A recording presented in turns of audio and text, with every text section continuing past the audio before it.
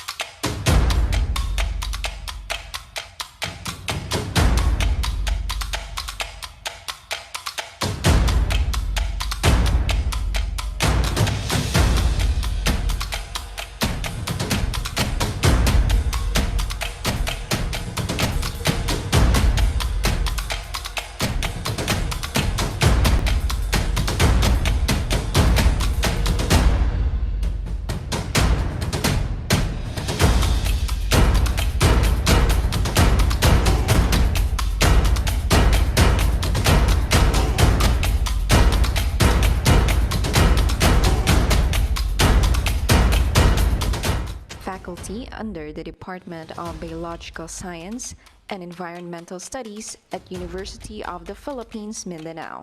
Ladies and gentlemen, your host, Assistant Professor Cyrus Suzy Silvosa Miliado. Good afternoon, everyone. Magandang hapon po sa lahat. Maayong hapon sa tanan. Welcome to the first day of the One Health in the Era of Omics webinar. The One Health Omics webinar is the first offering of the University of the Philippines, Mindanao for the DOST Newton Nagham Researchers Link Workshop Grant from the British Council. This is in collaboration with the London School of Hygiene and Tropical Medicine. This webinar is co-sponsored by the Philippine Genome Center Mindanao and the Philippine Society for Molecular Biology and Biochemistry Mindanao chapter. I am Cyrus Silvosa Miliado, your host for today, and with me is my co-host, Professor Alayla De Cadiz.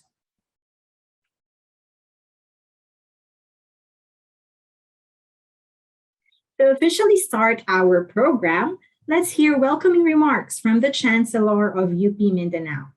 Ladies and gentlemen, Professor Larry N. Digal.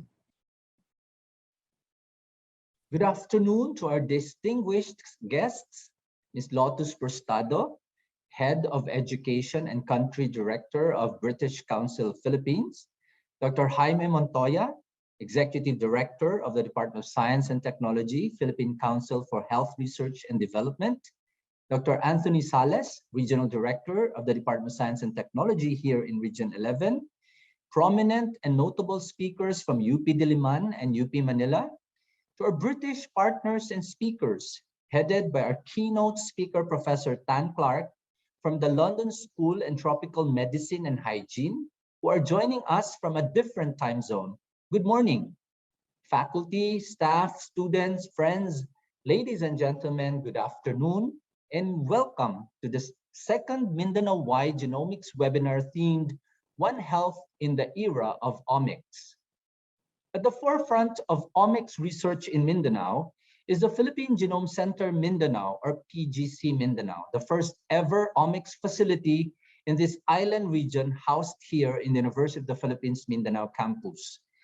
Since its establishment in 2019, PGC Mindanao has already implemented various omics research training and capacity building activities for various groups and clientele. It continues to equip local researchers with new knowledge, processes, and tools for hands-on training, seminars, and consultations. It envisions cutting-edge omics research and services for Mindanao. Recently, it has partnered with researchers from the London School of Hygiene and Tropical Medicine to introduce further the potential of using omics technology in research and development. This month, we are privileged to offer an exciting two-day webinar that will showcase omics research in the field of infectious diseases in humans and animals, bioinformatics, drug discovery, and genomics epidemiology by selected scientists here in the Philippines and the UK.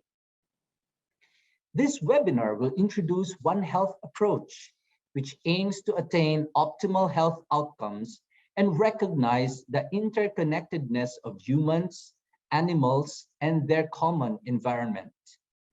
I hope that this webinar will open our interests and build the capacity of Filipino researchers in Mindanao on the relevance of omics technology in the surveillance, management, and control of infections in One Health setting. May I take this opportunity to announce UP Mindanao's plan to establish a Mindanao Research and Innovation Center for One Health, an idea hatched by our PGC Mindanao team to build on their track record, especially now that we also have a new center on applied modeling, data analytics, and bioinformatics for decision support system on health funded by DOST. It is proposed as a multidisciplinary research facility by serving as a center for knowledge advancement, innovations, and evidence-based policy advice, guided by One Health paradigm to tackle infectious and other emerging diseases. It is one of the three pillars of our Mindanao Health initiatives, which also include the planned construction of a teaching hospital in our campus in partnership with the local government of Davao City and the proposed offering of a Doctor of Medicine program in collaboration with UP Manila. Phase 1 construction of the hospital is scheduled to commence next year, and we are now coordinating with UP Manila for the phased-in approach on the possibility of offering the Doctor of Medicine program here in our campus through extension classes. Thank you, and wishing everyone a productive and engaging seminar. Thank you, Chancellor Digal. Now to hear an opening message from my co-host and the project leader of the One Health Omics in UP Mindanao, let us give a virtual applause to Professor Alayla De Cadiz. Mama Leila, the floor is yours. Thank you very much, Ma'am Say. Good afternoon to our distinguished guests, UP Mindanao Chancellor Professor Larry Digal, Ms. Lotus Prostado, the Interim Country Director and Head of Education, Newton Research Fund, British Council, Philippines, Dr. Jaime C. Montoya, Executive Director of DOST PCHRD, Dr. Anthony Sales, Regional Director of DOST 11, Dr. Annabel Lumang, Regional Director, Department of Health, Davao Region. Good morning to our United Kingdom partners and speakers, headed by our keynote speaker and UK coordinator, Professor Tani Clark from the London School of Hygiene and Tropical Medicine, and to our very own speakers from UP Diliman and UP Manila. To the 1,200 registered participants, right now we have 502 who joined us from the Philippines and from Ireland, United Kingdom, Indonesia, Finland, South Korea, Czech Republic, Thailand, Canada, Algeria, Pakistan, Nepal, India, Bangkok, Mexico, and Somalia, who registered to this second Mindanao-wide genomics webinar themed One Health in the Era of Omics. We are glad to know that this online webinar, despite this current pandemic setup, has reached a global audience, which includes participants from the academe, faculty, and researchers, students, medical practitioners, veterinarians, pharmacists, software developers, and other researchers. This webinar is the first offering of UP Mindanao and London School of Hygiene and Tropical Medicine, funded by DOST Newton Agham Researchers Link Workshop Grant from the British Council in partnership with Professor Tani Clark as the lead UK coordinator. Next week, we will be having a one-week bioinformatics workshop with 40 selected participants from different institutions here in Mindanao. UP Mindanao, through the effort of the Philippine Genome Center, led by our program director, Dr. Lair Ani Imurao, we are one of the 3 grantees of the Researcher Links grants of the Newton Research Fund in 2019. The goal of this webinar is to showcase presentations from various experts in the country and in the UK in the field of infectious diseases, bioinformatics, drug discovery, and genomics epidemiology. This webinar will introduce the One Health approach, which tries to understand traits and characteristics by not only looking in one system, but the interconnection between systems. This will also extend awareness among our stakeholders and provide educations for grassroots implementation. So in behalf of PGC Mindanao, the Philippine Society of Biochemistry and Molecular Biology Mindanao chapter, and the London School of Hygiene and Tropical Medicine, we would like to welcome you all in the second Mindanao-wide genomics webinar, One Health in the Era of Omics. Thank you very much and maayong hapon sa tanan.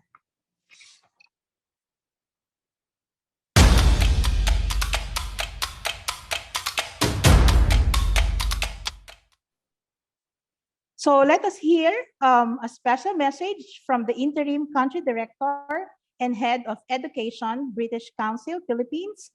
A round of applause to Ms. Lotus Prostado. Good afternoon, and thank you, Dr. Alayla. A warm welcome to everyone. Good morning and good afternoon, or depending on where you are right now. Good afternoon, especially to Dr. Larry Digal, Chancellor of University of the Philippines, Mindanao, Dr. Jimmy Montoya, Executive Director of DOST PCHRD, and Dr. Anthony Sales, the Regional Director of DOST Regional 11, and the rest of our attendees today's virtual workshop. The delivery of this activity, along with several Newton Fund projects, has been adversely affected by the pandemic. So to be able to still do this workshop today virtually is already an accomplishment in itself. On behalf of the British Council, I would like to congratulate the principal investigators of this project, Dr. Tane Clark and Dr. Alayla Cadiz, for making this event possible. We are very impressed with the collaborative work by researchers and scientists at the London School of Hygiene and Tropical Medicine, and of course, the University of the Philippines, Mindanao, amidst a series of changes and restrictions. Before I continue on, allow me to introduce the British Council as your partner organization. The British Council builds connections, understanding, and trust between people in the UK and other countries through arts and culture, education, and the English language. We help young people to gain skills, confidence, and connections they are looking for to realize their potential and to participate in strong and inclusive communities. We support them to learn English, to get high quality education, and to gain internationally recognized qualifications. Our work in arts and culture stimulates creative expression and exchange and nurture creative enterprise. In the recent years, we have partnered with government agencies such as the Department of Science and Technology and the Commission on Higher Education to carry out commitment programs and activities for researchers, faculties, scientists, and higher education institutions in the country and in the UK. We are grateful to the OST's trust in the British Council for trusting that our initiatives for the development of science, technology, and innovation in the Philippines will bring impact to economic and social development. Dr. Jimmy here has been our staunch supporter through the years of vetting applications for Newton Fund and has ensured that the projects, specifically those under the OST PCHRD, are delivered to an outstanding standards, such as the workshops that we're going to be doing today. The infectious disease and epidemiology field remains to be on top of our research agenda in Newton Fund. We have supported a lot of topics since then, antibiotic discovery, investigations on Zika virus, tuberculosis, and dengue fever. So down to policy recommendation towards the universal healthcare in the Philippines. We're sure that this workshop on omics will be an important component of our further understanding of drug resistance and infection management, among other aims. I hope you find the presenters' topics as fascinating and as enjoyable as it is significant to the health and allied sciences sector. Before I end, I would also like to give thanks to this workshop's partner, the Philippine Genome Center Mindanao, and the Philippine Society for Molecular Biology and Biochemistry Mindanao chapter. Rest assured that the British Council and the DOST will continue to support more researchers and young careers from Visayas and Mindanao. We are truly grateful for everyone for sharing your time with us today. We hope to enjoy the workshop. Thank you very much. Thank you very much, Ms. Lotus. Apologies for the mispronunciation of your surname. Go ahead, Ms. Hansei.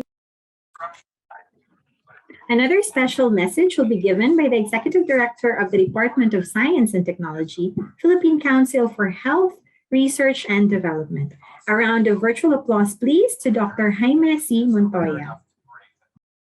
I would like to greet the Director for the Department of Science and Technology, Davao Region, Dr. Anthony Sales, Chancellor Larry Digal, and Dr. Alayla De Cadiz of the University of the Philippines, Mindanao, Head of Education and Country Director of the British Council Philippines Newton Research Fund, Ms. Lotus Prostado, all our speakers and panelists for this two-day event, our MC, Assistant Professor Cyrus Susi Silvosa Miliado, our moderators, Dr. Jonah Adtoon and Dr. Richie May Gamot, and everyone who decided to join us virtually, good afternoon to everyone. These are definitely tougher times to promote One Health as the world clamors for solutions to control the pandemic we are facing. That is why I am thankful to UP Mindanao and the London School of Hygiene and Tropical Medicine for shedding light on the One Health approach to healthcare. We do not talk about this enough, but rest assured, we at the Department of Science and Technology, Philippine Council for Health Research and Development, are set on taking a holistic approach to providing better healthcare for our people. Before the institutionalization of the Philippine National Health Research System in 2013 through RA 10532, PCHRD already facilitated the creation of two earlier versions of the National Unified Health Research Agenda, or NURA, the country's template for health research and development efforts, specifying the areas and topics for a 6-year period. The NURA is regularly updated during the mid-period of the 5-year agenda to account for recent developments, new directions, and thrusts. The most recent research themes for the NURA were determined to take a One Health approach to healthcare research. For 2017 to 2022, our agencies planned to prioritize research studies that focus on creating responsive health systems, enhancing and extending healthy lives, taking holistic approaches to health and wellness, promoting health resilience, developing global competitiveness and innovation in health, and championing equity and health. We at the Philippine Council for Health Research and Development have already funded and are continuing to fund and support a number of research projects that fall under these themes, including Omic Technologies for Health, the Philippine Genome Center in Diliman, Visayas, and Mindanao, are products not only of the funding of our council, but the talents and the tenacity of the individuals and teams that championed their creation. We were fortunate to have inaugurated the Visayas and Mindanao satellites of the Genome Center during such a limiting time. And just recently, morning of October 4, we also inaugurated the protein, proteomics, and metabolomics facility in the PGC Diliman. As unfortunate as it sounds, it is all thanks, of course, to COVID-19 that these projects were expedited. Many of our other research focuses outside of omics and COVID-19, like the projects under the Tuklas Lunas program, functional food studies on Philippine indigenous berries, projects related to dengue, and the geospatial analysis of pathogenic leptospira in Davao City are also some of the Filipino researches that fall under One Health. The steps we are taking for One Health in the country may be small at the moment, but the DOST PCHRD is still proud to be taking them with our local researchers and everyone here. Thank you to the UP Mindanao and the London School of Hygiene and Tropical Medicine for your collaborative efforts on this webinar. I am certain that our attendees will learn a lot. There are quite a number of interesting studies on how genomics play a role in the One Health approach to healthcare. Thank you to the speakers. It may have been tough because of the time difference, and this seminar would have been a bit more organic if we could see each other face to face. But our current technologies made it easier to connect and communicate with people from different parts of the globe, disseminate information, and formulate solutions much faster. All the studies you will share in this webinar will definitely add to our arsenal of knowledge so we can promote evidence-driven solutions to our countrymen. I wish everyone success and great learnings in this two-day webinar. Daghang salamat at maayong hapon sa tanan.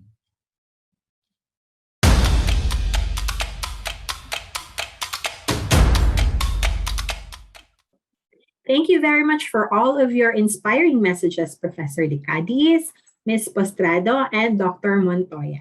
Now, let us get this webinar started. For the introduction of our speakers and to moderate our open forum this afternoon, we have an internal medicine specialist who graduated BS Biology from UP Mindanao. She then proceeded with medicine and her specialization in Davao Medical School Foundation, and then took her master's degree on infectious disease and One Health under the Erasmus Mundus Joint Master's Degree Program from European Union universities. A round of applause, please, for Dr. Jonna Addoon. Dr. Jonna, the virtual floor is now yours. Good afternoon, everyone, and welcome to our guest speakers for today. I am your moderator, Jonna Addoon, and before we start, I will just reiterate a few house rules. First, please mute your microphones if it is not yet your turn to speak. I will be introducing each speaker before their session. Second, we encourage the speakers to keep their time. You are given 15 to 20 minutes for each talk. And finally, for the audience, questions are welcome. Please write them down on the Q&A portion at the bottom panel in your screen. Please indicate your name, affiliation, and your question. We will give enough time for the speakers to answer your questions during the open forum. Thank you. For our first talk, we have an esteemed guest from the London School of Hygiene and Tropical Medicine, He graduated with a Doctor of Philosophy from the University of Oxford in Population Genetics. He is an epidemiologist with research interests that involve large-scale genomic studies of pathogens, vectors, and hosts linked to infections and infectious diseases. He has long-standing collaborations and funded projects with the University of the Philippines campuses and the Research Institute of Tropical Medicine involving tuberculosis, malaria, and COVID-19. Please welcome our keynote speaker for today, Professor Tana Clark. Professor Clark, the floor is yours. Thank you very much, Jonah. And just so you can see me on the video, perhaps, here I am with the background. Thank you to the organisers. Promises to be a fantastic event today. And thank you to the funders also. So what I'll do is I'll share my screen. Let's have a look. And if someone can tell me whether they're seeing that okay. Is that okay? Yes, Tani, it's okay. You can see it. So, great. Today I'm going to talk about one health issue, TB, but primarily focus on the human disease aspects. As we know, tuberculosis disease is caused by bacterium or bacteria and the Mycobacterium tuberculosis complex. It's a disease of poverty, and HIV and drug resistance make it very difficult to control. The public health numbers are stark, 10 million TB cases worldwide, over 1 million deaths. And it turns out that the Philippines is considered one of the high burden countries for TB. So what do we need? What's our public health wish list? Well, we'd like better diagnostics, better drugs, a tool to prevent transmission, particularly of drug-resistant TB, and an efficacious vaccine. So the question is, can whole genome sequencing help us along this cause, in particular, and help with disease control? What do I mean by whole genome sequencing technologies? Well, I'm referring to, in the old days, technologies like capillary sequencing, which were very laborious, cost per genome, many tens of thousands of pounds or dollars, and used primarily for reference genomes. Since then, there's been a massive innovation in technology to Illumina type-based technologies, which are using short sequences and can be used to multiplex many samples in one run of the technology, leading to genomes that could be sequenced at tens of dollars. Then we have other technologies which are better for constructing whole genome sequences or reference genomes because their read lengths or the sequence lengths are longer.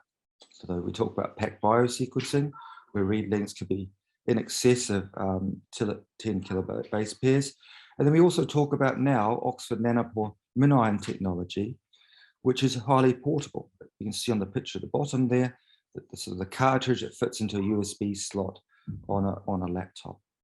So the cost of those genomes is in hundreds of dollars. What kind of data are we looking for? Well, we're looking for to extract genomic variation. So in this talk, I'll refer to SNPs.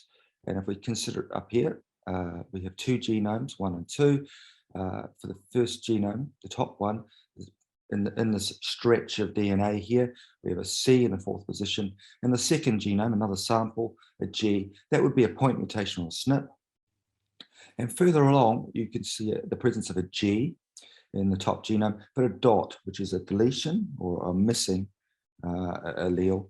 And then so you've got an insertion of one genome and deletion of another. Clearly, variants can be much larger than that. So here I've got an example of a large deletion in one genome down the bottom here, but it's present in the most bottom one there. And it turns out this deletion is related to past resistance. Past is an anti-TB drug. And so we look for these variants so we can detect effectively mutations associated with drug resistance. For the human aspect of TB, there are two genomes. One is the host or the human genome. I'm not going to talk about that today. I'm going to talk primarily about the bacterium. It has a relatively small genome, 4 megabase pairs. It has a very clonal structure and less than 4,000 genes. So what sort of questions or what sort of issues do we want to look at with regard to whole genome sequencing of the bug? First of all, we want to look at determine strain types, and some strain types are linked to virulence. We want to understand transmission patterns. We want to understand drug-resistant mechanisms. And also linked to those, we want to sort of monitor emergence and spread and outbreaks. So the first thing to bear in mind is that the complex itself has a sort of phylogeographical distribution around the world. So we have a number of lineages, and some of those lineages are spreading throughout the world. So for example, lineage 2, which contains the Beijing strain, that's starting to spread throughout the world. You have others like the European American strains, which are also spreading, that's lineage 4. But you have others which are sort of specialists, and then they're really confined to a very tight geographical region. For example, lineages 5 and 6 are Africanum strains, and they're located in West Africa. So there's been traditionally this distinction between ancient strains, like lineage 1, lineage 5 and 6, and there's been compared to modern strains, which are the other ones. So you can see that lineage 1 is present in the Philippines. So the first thing we tried to do was, could we barcode the phylogeny of TB? So here on the right-hand side is a phylogenetic tree consisting of 35,000 TB samples. And what we've marked rather outside are all the different lineages and the sublineages in particular. And what we wanted to do is find a set of mutations or SNPs which could barcode all these sublineages. And it turns out with less than 100 SNPs, you can barcode or regenerate this entire tree. What's important to perhaps the Philippines is the Manila strain, and that's lineage 1.2.1. So we're able to identify a SNP or a point mutation that barcodes that in particular. So on this phylogenetic tree, where some samples may be very closely related to each other, and that can be indicative of transmission. So if you have two samples which have near identical genomic sequences, that's evidence of transmission. So we've done a little bit of work in Malawi and ongoing work in Thailand and the Philippines, but I thought I would show today some work from Malawi, which is now published. And this is set in the Karonga district in northern Malawi. And here we had over 2,000 isolates spanning 19 years, but starting from 1980 up to 1999. Almost all individuals that contributed to the study, if there was a relapse, they all occurred within 2 years. Relapses were associated with isoniazid resistance. So isoniazid is a first-line drug. Lineage 3, and also treatment for 2007, which mapped perfectly on to when rifampicin, which is another first-line treatment, was introduced. HIV was associated with reinfection, but not relapse in the setting. So what you see from the phylogenetic tree, which was constructed using about 20,000 SNPs, the clear lineage structure in the data. Okay. So what we were trying to do is identify any samples that are very closely related and construct phylogenetic, transmission network links. So it turned out that 73% of the patient isolates we were getting, of the 2,000, were linked to at least one other patient. The highest transmission rates were in lineage 2, which is not unsurprising because the Beijing strain is highly virulent and transmissible. The lower transmission was in lineage 1, which is an ancient strain. Our results were not confounded by immigration, HIV status of drug resistance, and it turned out that transmission was reducing over time. And this was primarily due to the use of anti-TB drugs. What was surprising about this our study is that it turned out that only known contacts only explain a small proportion of TB cases, 6%. So that was one of the insights. We did have, we were some years collecting passively, some years actively, but we did have effectively a lot of samples collected from the same villages of cases, etc. But a lot of the transmission was not occurring within households nor villages, and that was a surprise to us. On the right-hand side, I have just how we constructed the transmission networks. So here you've got nodes, which are effectively samples, and between the nodes, there's a number of SNP differences between the samples. So here, as you can see, numbers in the order of 1 SNP, 2 SNPs difference between the individual samples. Since then, we've refined our methods, and we've used more phylogenetic approaches to construct these these transmission networks, and that way it allows us to identify samples that we have not collected. So missing bugs that we can infer from the phylogeny, but we didn't collect. We have done a little bit of work in the Philippines, and this is a pilot study. And as I said, we've got more advanced studies with higher sample sizes ongoing. But here you can see from a collection of nearly 200 TB samples collected around the Philippines. The predominant lineage was 1.2.1, the Manila strain.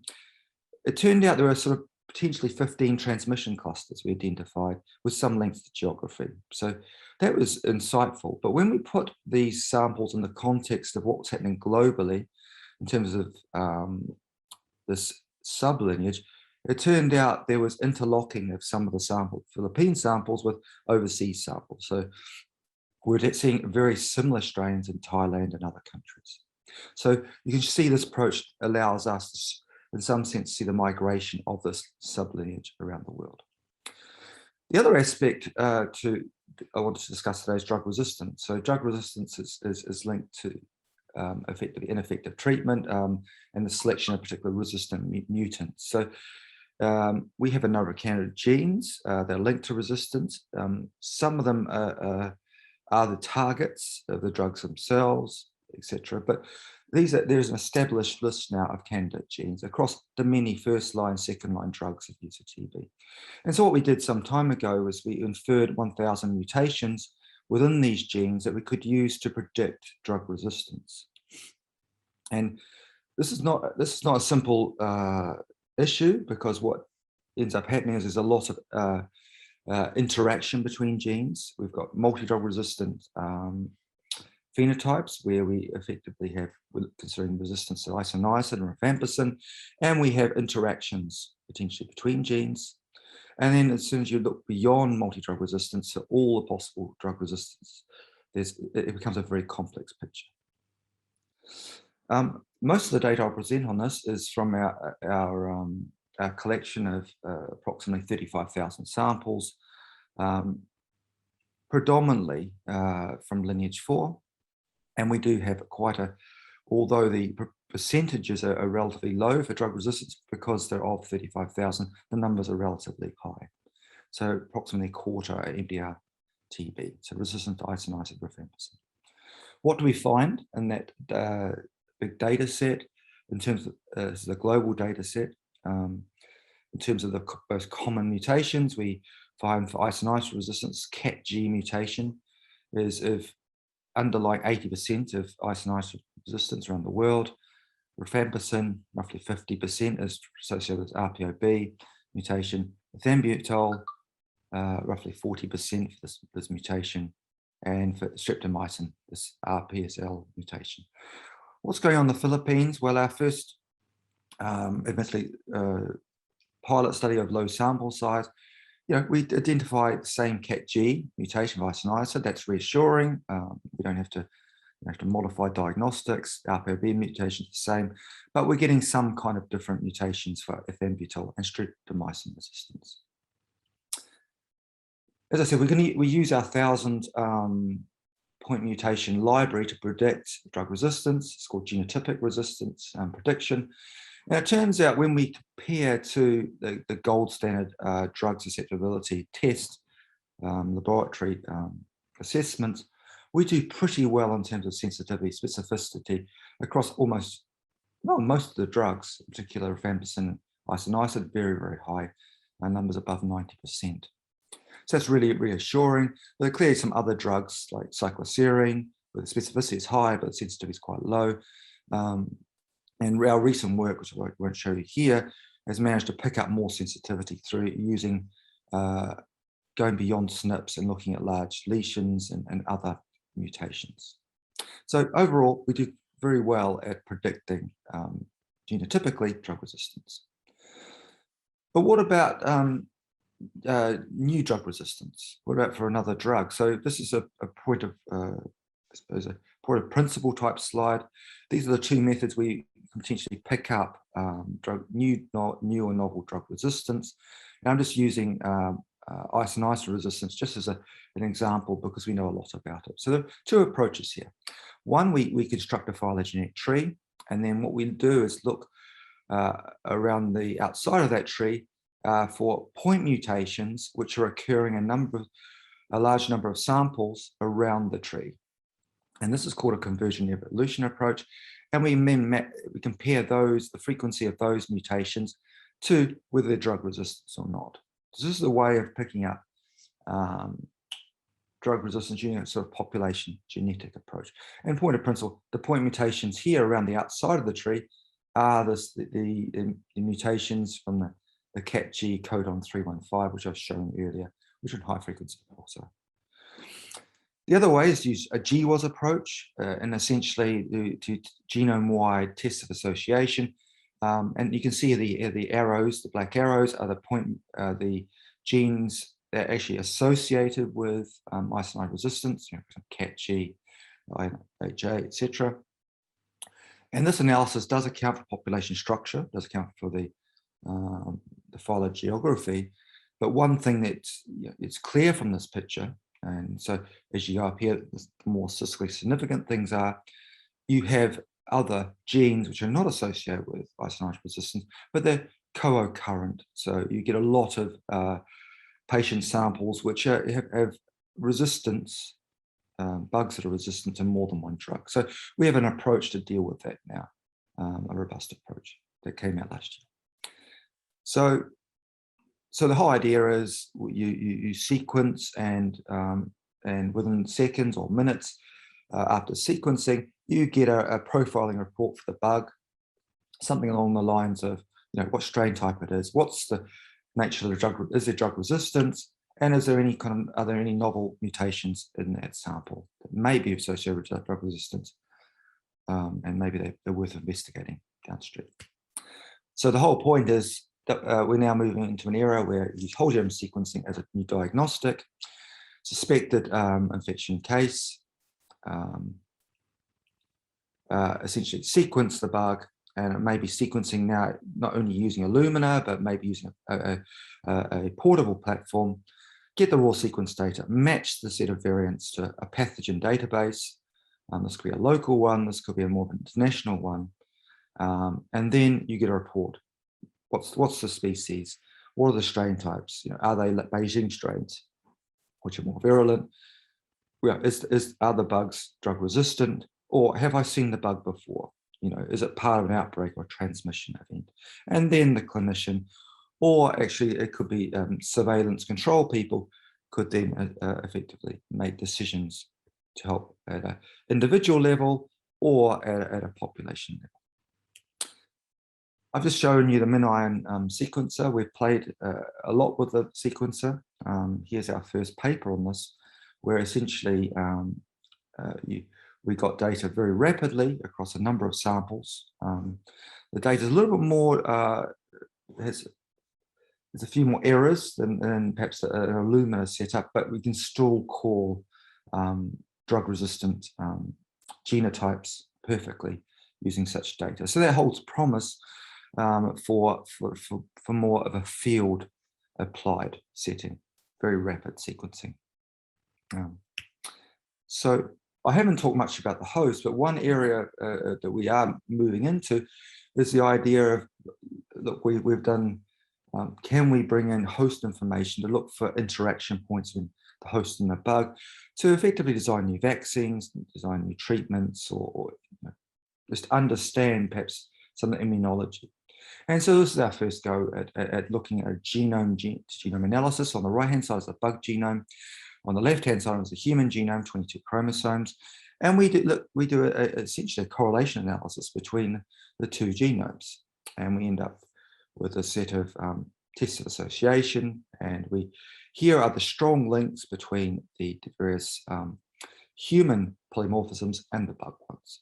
And what's stark for us is that we do pick up at least 20 interaction points, which may be exploitable by vaccines, etc., in particular tie setting.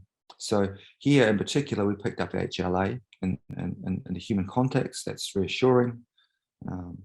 And so this for us is the future, bringing in not only looking at the bug genome, but also looking at the human genome also. So that's where I want to leave it. And I guess I'm very happy to take questions, and I'd just like to acknowledge all the people on the slide, as well as Layla and the organisers of this meeting.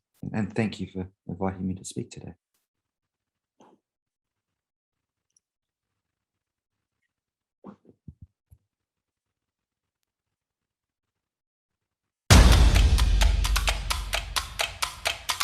Thank you very much, Professor Clark. Indeed, omics opens more interesting field of research for disease epidemiology and patient management. So for the questions, they will be entertained on the open forum at the end of the sessions. So we welcome your questions. Please write them down on the Q&A portion at the bottom panel of your screen. On to our second speaker. He is a former faculty member of the UP Diliman Department of Computer Science and is now a full-time personnel of the core facility for bioinformatics under the UP Philippine Genome Center, where he currently serves as its director. He is also the current director of the PGC's Computational Genomics and Systems Biology Research Program. Let us all welcome Dr. John Michael Yap. Dr. Yap, the floor is yours.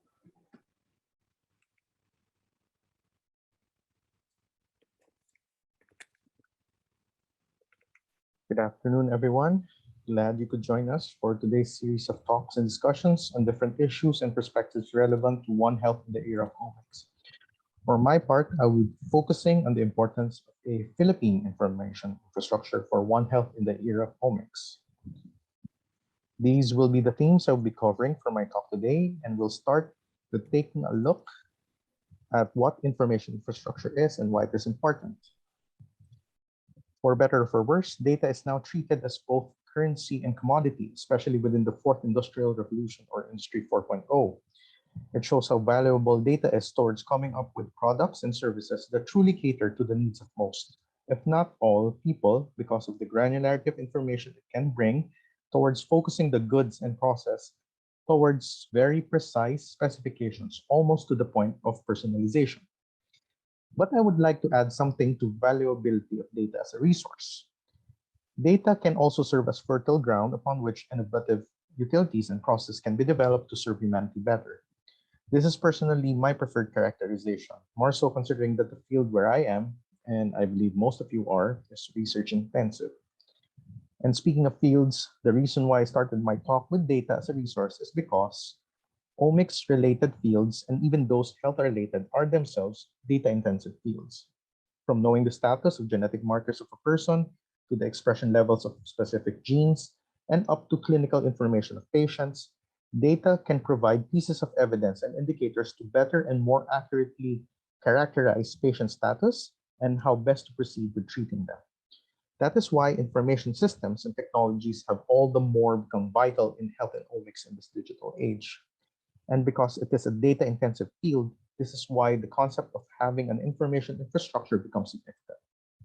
But what is information infrastructure?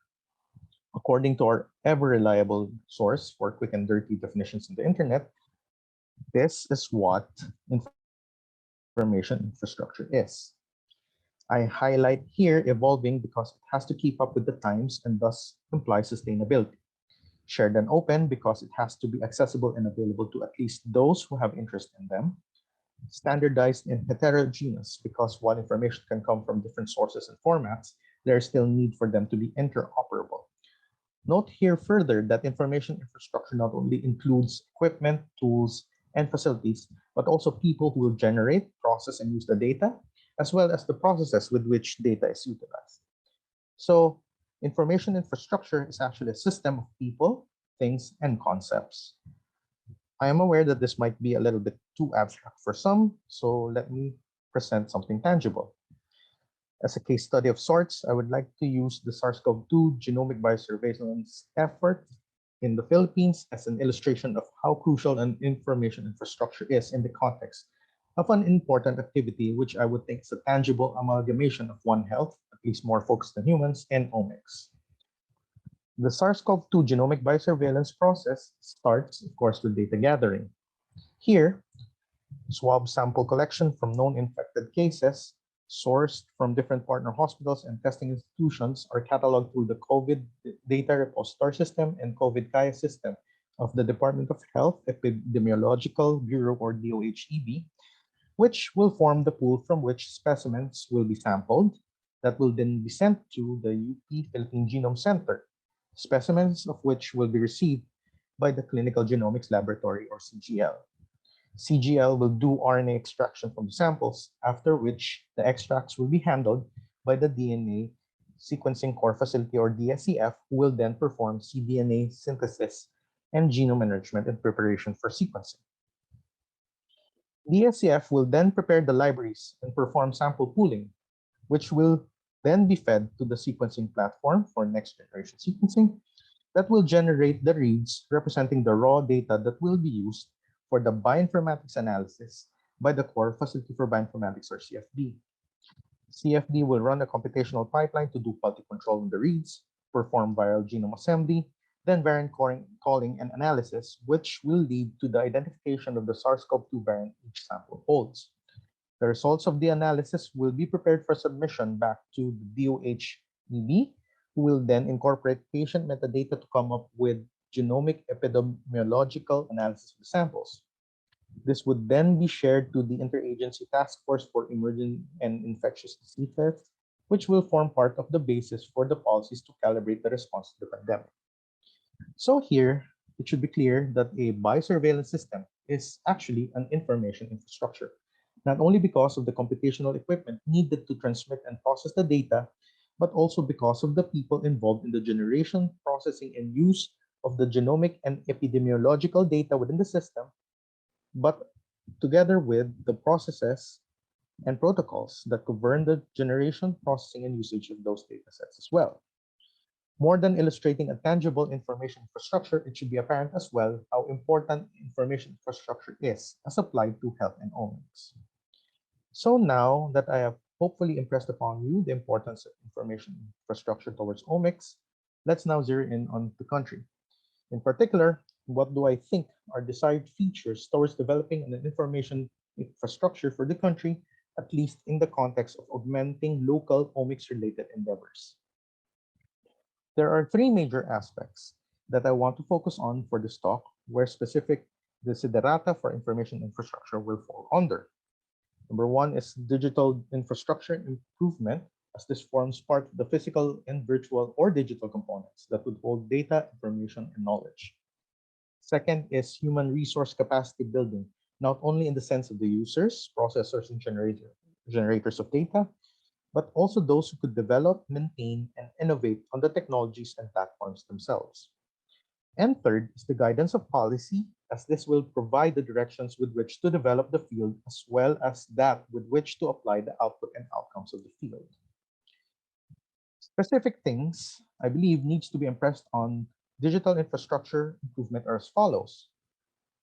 To ensure equity of access and sustainability, digital infrastructure improvement must be a public sector development. As we can see, information infrastructure is a public good and should therefore be something that is managed and administered by government units. While private sector may be tapped to handle some aspects of it, the onus of development and management must fall in the hands of the government. This in turn leads to accessibility and availability of equipment, from computing devices to perform relatively small and self-contained endeavors to high-performance computing systems to do heavy data analysis. In addition to device access and accessibility, there should also be improved network access, quality, and security, as well as accessibility. This is especially true since data access and transmission, and sometimes even analysis, involve relaying gigabytes, terabytes, and even petabytes of data across a computer network. Finally, it is also important to adopt open standards and frameworks for computing systems. By this, I mean open source, also quite possibly open hardware, and using open formats to ensure access, to foster creativity and innovation, and also to ensure interoperability. If possible, free and open source technology could be availed if as an economic consideration. And in fact, I would even highly suggest it. For human resource capacity building, the following are my specific desiderata on the matter. Of course, with education being recognized as the great equalizer, there should be education for those who need and want it, regardless of geographical location and social status. Lest we use these as barriers for diamonds in the rough, especially in far-flung areas and marginalized sectors of society. Beyond foundational education, there should be avenues for continuous learning, especially considering that omics and also informatics, especially in this day and age, are fast-moving and evolving fields. Those engaged in information infrastructure endeavor should also keep their skill set and knowledge relevant to the needs of the country. Of course, we could talk of education and learning, but if there are no local opportunities to sustain those whom we have trained and even build a career upon it, then education will be nothing more than an export-oriented endeavor. Furthermore, there can be no hope for a sustained drive not only to maintain the country's information infrastructure, but also those fields which depend on it to further the disciplines. In addition to building a sustainable industry, a collaborative and communal network of professionals, practitioners, and learners would foster development, inclusivity, and progress to the field. In the same spirit that free and open source philosophy encouraged inclusion, expression, and evolution, so will an active network of people openly discussing and sharing knowledge and skills in the field would help. Regarding guidance of policy, here are what I think to be crucial areas where policy should be focused. Of course, reality dictates that funding and material support are needed to sustain and even further develop information infrastructure. One way government can will this is to have sustained and legitimized financial and material support in view of infrastructure, the information infrastructure that is, being a public good. One other thing policy can do is to enforce standards in the data formats, as well as in the processes and protocols for the information infrastructure. This will ensure that access and inclusion to the system will not be hampered by the heterogeneity of the sources and forms of the data. Finally, this also overall leads to ensuring that there is equity in terms of opportunities to access to the physical aspects of the information infrastructure. Again, it being a public good should mean that those in the country who need and want access to it would be granted, subject to use policies, of course, and that social, economic, and geographical barriers should not be a hindrance to the availability of physical and digital infrastructure. So those are a couple of the desired features I believe would contribute towards developing a sustainable and, if I may add, service-oriented information infrastructure in the country. As a side note, the list of desiderata is not an exclusive one for omics alone, but in fact all other fields that depend on ICT.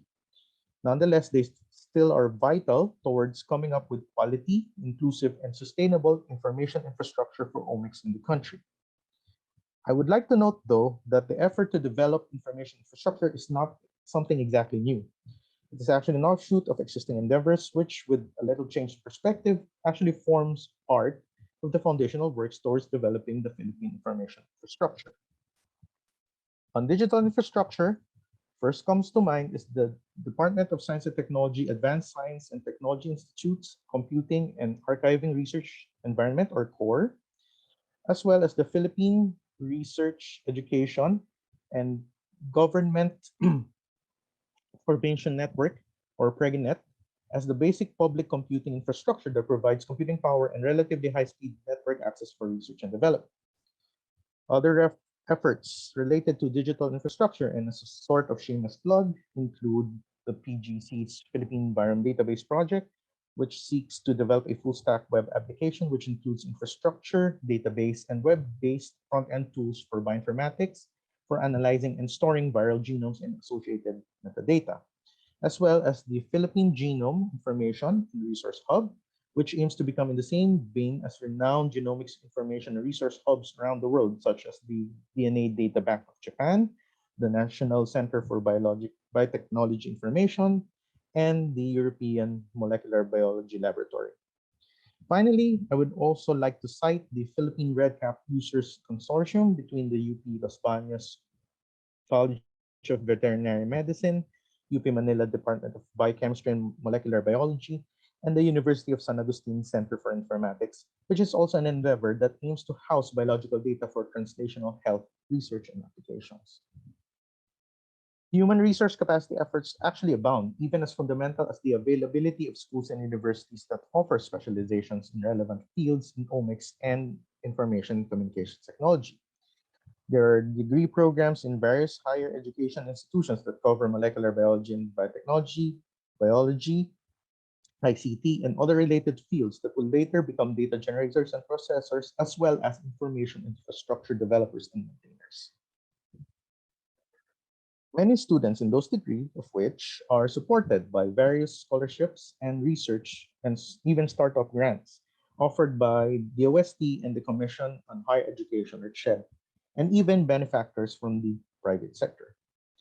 If, as a shameless plug again, PGC has also been knee-deep into human resource capacity development endeavors. It has conducted a number of training seminars and workshops on topics related to genomics and bioinformatics to provide a short to medium term educational experience to those who need it for their respective jobs and researches, or for those who want to have some guided practical experience on those fields. And speaking of practical experience, the core facility for bioinformatics has been steadily conducting its mid-year internship program, usually geared towards training young and budding scientists who have interest in different aspects of bioinformatics. There are actually existing policy-related instruments that contribute towards developing the Philippine information infrastructure, no matter how tangential.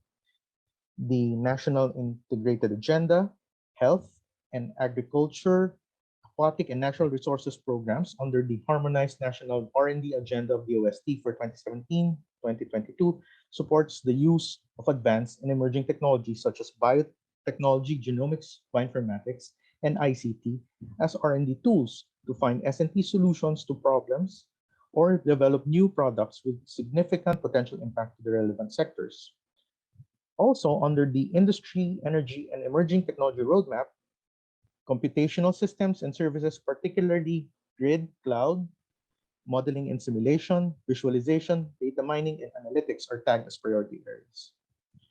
While this is a blanket law, the law popularly known as the Free College Tuition Act helps, at least in the medium term, to provide equitable opportunities for persons who want to engage in ICT and or life science fields, a number of which would help contribute towards a critical mass of data generators and processors that form part of the Philippine Omics information infrastructure. Finally, there's actually an active bill filed in the lower house which seeks to capacitate both human and material resources in genomics, which includes funding for training and scholarships, as well as a government-mandated national data warehousing facility for genomics-related data, among others. So that's my take on information infrastructure, its importance in the era of omics, which would include One Health, and where we are and where we're supposed to go as a country in terms of the endeavors. With that comes the end of my talk. Thank you very much for your time and attention. I will be taking questions and comments later.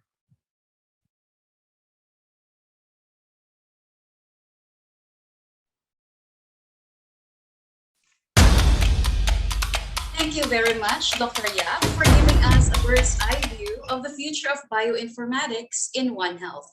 I think the students and the other researchers are very eager to learn what have you discussed just a while ago. So in the interest of uninterrupted presentation, heavily reliant on our internet connection stability, some of our speakers will be doing a pre-recorded presentation.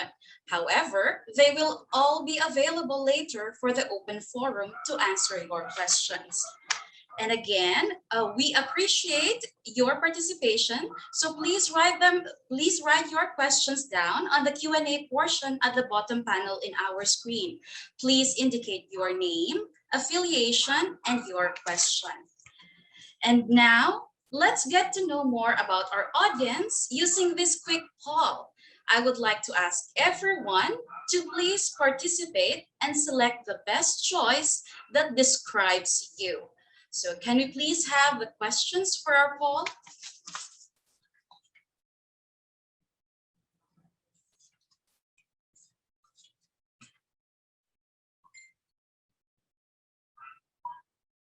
Our audiences are very participative. We like this audience. So we now have 200 responses. I think we'll give it some time, maybe around 10 seconds more.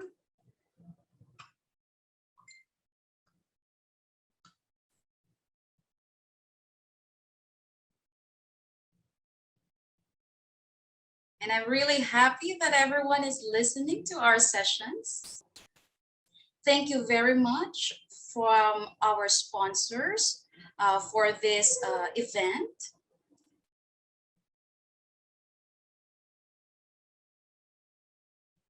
Okay, now we have 400 responses.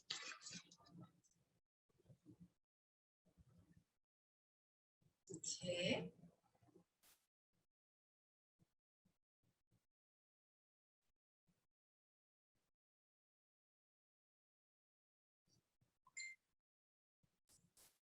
Now we have almost 70% of our participants responding to the poll.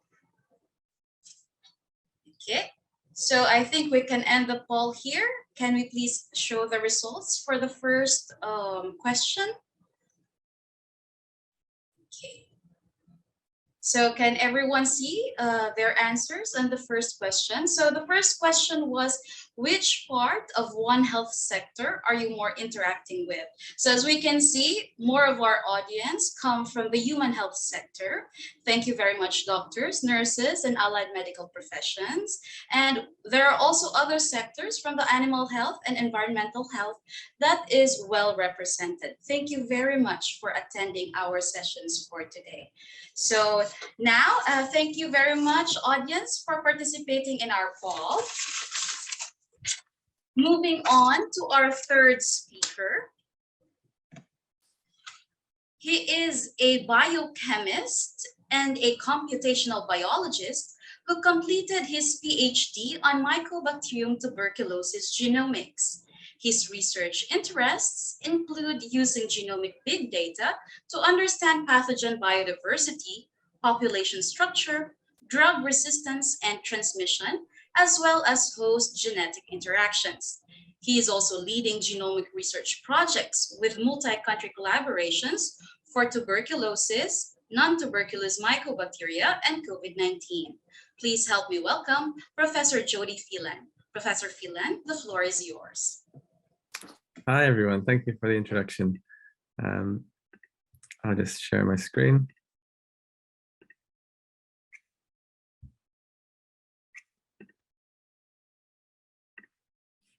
Okay, let's get started. So yeah, my talk today is on omics and informatics for informing infection control. I'll be focusing mainly on tuberculosis as an example. And just a quick background on TB. It's a massive health burden, so it's about 10.4 million new cases per year, 1.7 million deaths, and about 500,000 developing multi-drug resistant TB. Importantly, only 56% of drug resistant TB patients are currently successfully treated. Also, 1 in 3 who fall ill with drug resistant TB have access to diagnosis and treatment. So obviously there's a little bit of a gap there. So in the WGS pipeline, you can imagine something like this, where a suspected case might come in. You can isolate the DNA through either culture methods or straight from the sputum. You can sequence this on one of the sequencing platforms, and then you get the raw data. And then from this step, we have to process that raw data to generate something of interest, which can then feed back into the patient management. So to do this, we need some kind of knowledge base of what kind of mutations can occur and what they give rise to in terms of drug resistance. And we also need the actual pipeline to look and process this raw data and to develop the report. So I'll talk to you a little bit today about some of these different segments of this pipeline and where there's a gap and where current kind of research is focused on. So first, I'm going to talk about the sequencing part. So before any of the data is generated, we need to obviously process the sample. And so in a particular experiment, you might have our DNA of interest, which comes from TB. Now, this is not very easily to isolate. It's not very easy to isolate by itself. There's actually lots of contaminant DNA present. So obviously, you take a sputum sample. There's human DNA, there's the rest of the oral microbiome. And really what we want to do is only extract the TB DNA. And most likely we're only actually interested in a few genes from this genome. So for example, with TB, there's about 40 or 50 genes which are actually known to be involved with drug resistance. So this is a very small percentage of the total genome. And so some of the ways that we can tackle this problem is by performing targeted sequencing. So before targeted sequencing came about, usually the way to do this was culturing. So you would take the TB sample, you would culture it and let it grow. And this was the way to kind of separate it from other bacteria and get enough DNA so that we can sequence. The problem with this is that it's quite slow. TB divides roughly 24 hours for one division cycle. So it takes a couple of weeks to get enough DNA from the time of taking a sample. So some of these targeted sequencing techniques, such as amplicon sequencing or selective whole genome amplification, and also capture-based target enrichment, allow for kind of pulling out of TB DNA from contaminant genomes. It's always a kind of a balance between time and cost with these kind of things. So this is something to factor in.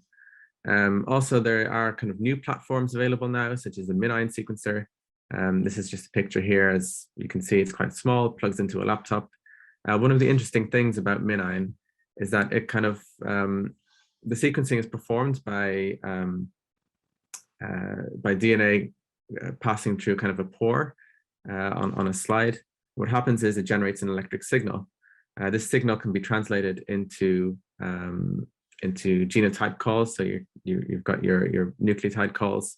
And what you can do as it's going through, you can translate that signal into nucleotides. And if it doesn't align to kind of the genome that you're interested in, you can actually push it out so that a different DNA template can start sequencing. And so this is another way that you can perform enrichment through adaptive sampling. We've performed kind of some benchmarking with MinION. So some of the things to look at is that the error rate is higher and the reads are longer. And one of the things that is interesting is you can actually monitor as you go and run the experiment, the amount of data that you get. So on the x-axis here, we see time, and on the y-axis here, we see coverage across a genome. And you can see that after around 24 hours, you've pretty much saturated all of the data that we're going to get from this. So this allows you to kind of customize your run a little bit. Some of the issues are that it's kind of a higher error rate, but we have performed some experiments to look at some phylogenetic clustering. And we can actually see that when we compare Illumina to MinION, we can actually see very tight clustering. So it's actually, the error rate doesn't affect the analysis as much as originally thought. So we have some differences, such as an insertion in these replicates here in some samples, a particular SNP here for some samples and another one, but overall not that much difference. So the next part of this pipeline is the actual informatics. And so I'm going to talk a little bit about a software that we develop here called TB Profiler. But in theory, this can be kind of extrapolated to any organism of interest. So one of the things that we were interested when designing the software is that it's actually can be run on a general standard issue computer. So kind of low RAM requirements, low processing power, and also disk space. Another thing that we wanted is that it's quite fast to run, that it takes input from different platforms, and that it's just generally very flexible. And as part of the outputs, some of the things that it can do is predict the strain type or lineage. And also it's kind of customizable so that different institutions or different users could extract what they need from the data rather than forcing everyone to conform to a certain output type. And so we developed this tool using various open source softwares and kind of the tool, what it does is it performs the alignment of the raw data and goes all of the way through to variant calling and prediction of the function of these variants, such as drug resistance.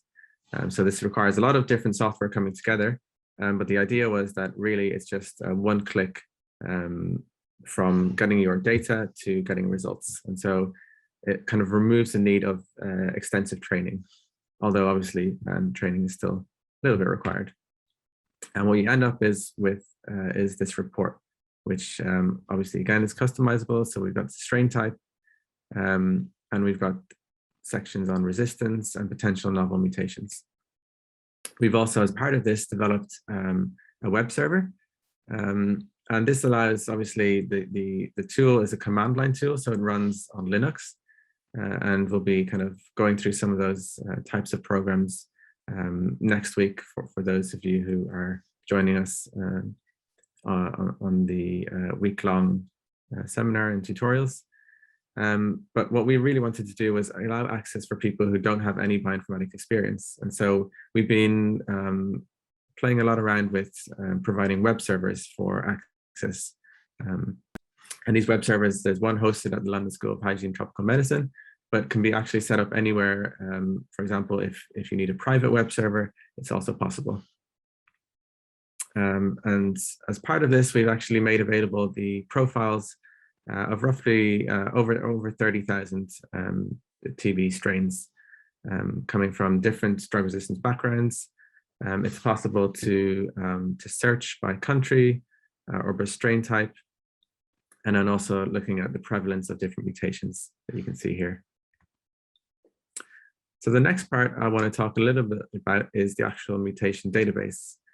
This is quite important because in order to translate your results into something meaningful, you probably want to look at a certain variant that you know causes resistance, or in terms of COVID, you can probably think about the variants of concern, which potentially might escape immunity. And so this is quite important because this defines everything that we will generate in terms of the report. So as part of this, we developed, for TB anyway, the TB drug resistance database. And we're experimenting a little bit about how to make this available to the global TB community. And what we went with is we've hosted it on a website called GitHub. Now this is usually used for software development, but we can see some interesting parallels about how this might also be useful for hosting a mutational database. So it's decentralized, so there's no actual, everyone can access it from different regions and everyone can make their own version of it. It allows multiple users and developers to contribute, and people can obviously change it. They can create their own version called a fork, and then they can add and remove mutations as they want. It also allows people to kind of discuss and make changes quite easily. And everything is tracked. So if it's very easy to see when something was included and also why it was included or excluded. So for example, someone can open a new issue. Here, there's a website allows for kind of a comment system where someone has highlighted particular mutations which are interesting in terms of drug resistance. What happens then is it goes through an automated pipeline and a number of different statistics are pulled out. These statistics can then be looked at by different reviewers, and eventually they can kind of come to a consensus on whether it has to be included or not. And this then gets kind of merged into the main database. What this allows us to do is kind of gather knowledge from all across the world. People don't necessarily have to have a history of collaboration. It's very easy to collaborate and to come together to build something through this framework. Obviously, whole genome-wide association studies have allowed people to identify these mutations.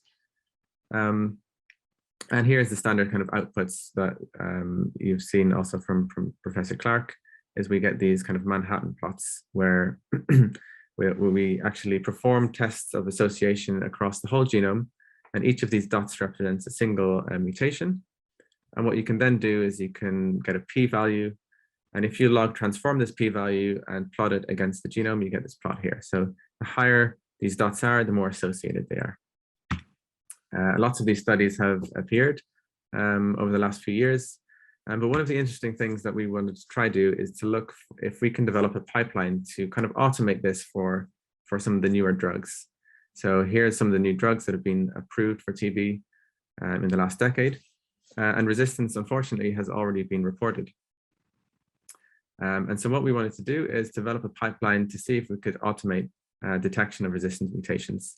So here I've just shown a little video looking at rifampicin and its drug resistance, which is conferred by mutations in ORPO-B, which is indicated by this box, and ORPO-C in this box here. Now, what I've done here is I've kind of slowly performed GWAS by adding in more and more samples. And so each iteration, you can see the iterations increasing here, adding more samples into the data set. And you can kind of see the evolution of this Manhattan plot. So as you go forward and add more samples, you can get more mutations which kind of cross a certain threshold. Obviously, the usual statistical threshold, 0.05, is not really appropriate in this case because we're testing so many things. We usually set it at a higher level. But one of the things that we did is to integrate this with our online platform so that when people can submit their data, they can also actually opt in to submit some phenotypic data, which allows us to then update this database and perform this analysis as we get in more data. And we can put a threshold here, and any mutation which appears over this line can automatically be associated with resistance and reviewed in the same framework that I've discussed before. And to do this, we've also kind of allowed users to store data and to view it in different ways and provide kind of graphics to support users being able to submit data.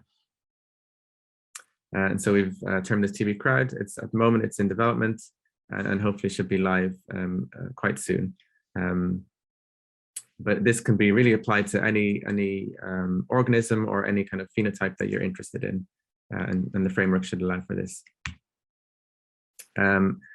As part of this work, and actually we originally started the work around the same time as the COVID pandemic really began to shut down economies and industries.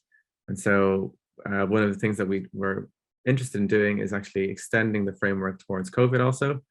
At the time, there wasn't that many analysis pipelines available for people to actually analyze their own data. And so we've, again, developed the same kind of software, which comes in a command line form, but also a web server form. And it allows people to upload data and profile to get certain mutations of interest, to view and track mutations across time, and also actually view their own data in a global perspective. So that was a really quick stop into how we can kind of use informatics in infection control. So I'd like to thank all of the sponsors. Thanks to everyone for organizing the meeting, and I'll take any questions, I guess, at the end of the sessions. Thank you.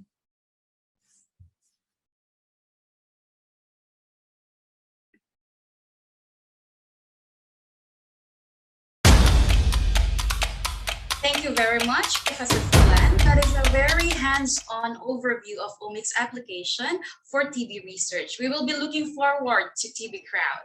So for our audience, our speakers would love to hear from you. So please write your questions in the Q&A portion, and we will be asking them personally to our speakers during our open forum.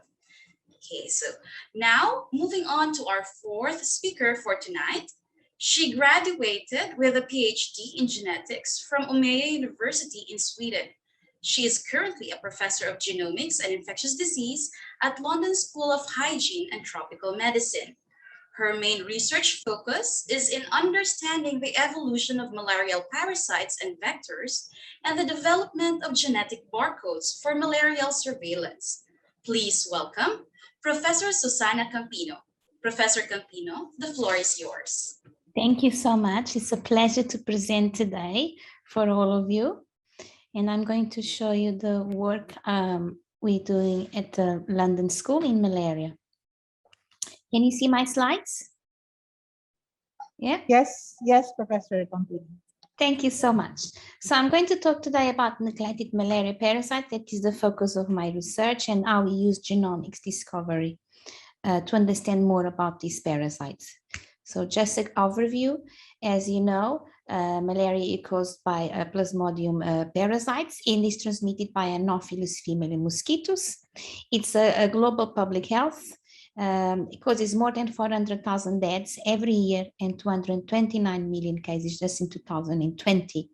You can see from the map, the majority of the cases are in tropical areas in the world, and it affects particularly children under the age of 5 in sub-Saharan Africa.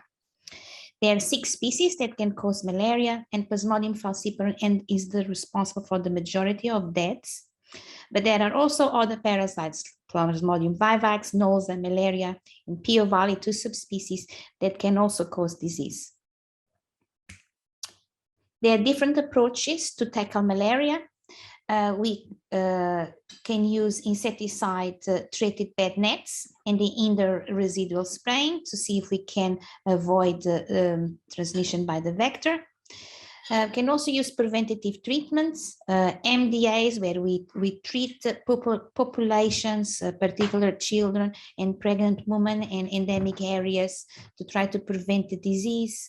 It's very important to have rapid and accurate diagnostics. In this way, we can avoid severe disease, and also to have a prompt and effective curative treatment.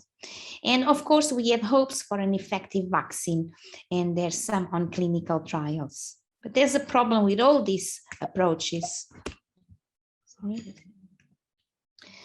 The parasite and the vector genetic diversity is detrimental to control initiatives. So we know that the vector is starting to have resistant to the insecticides that have been used. So it's very important that we start having new insecticides to use.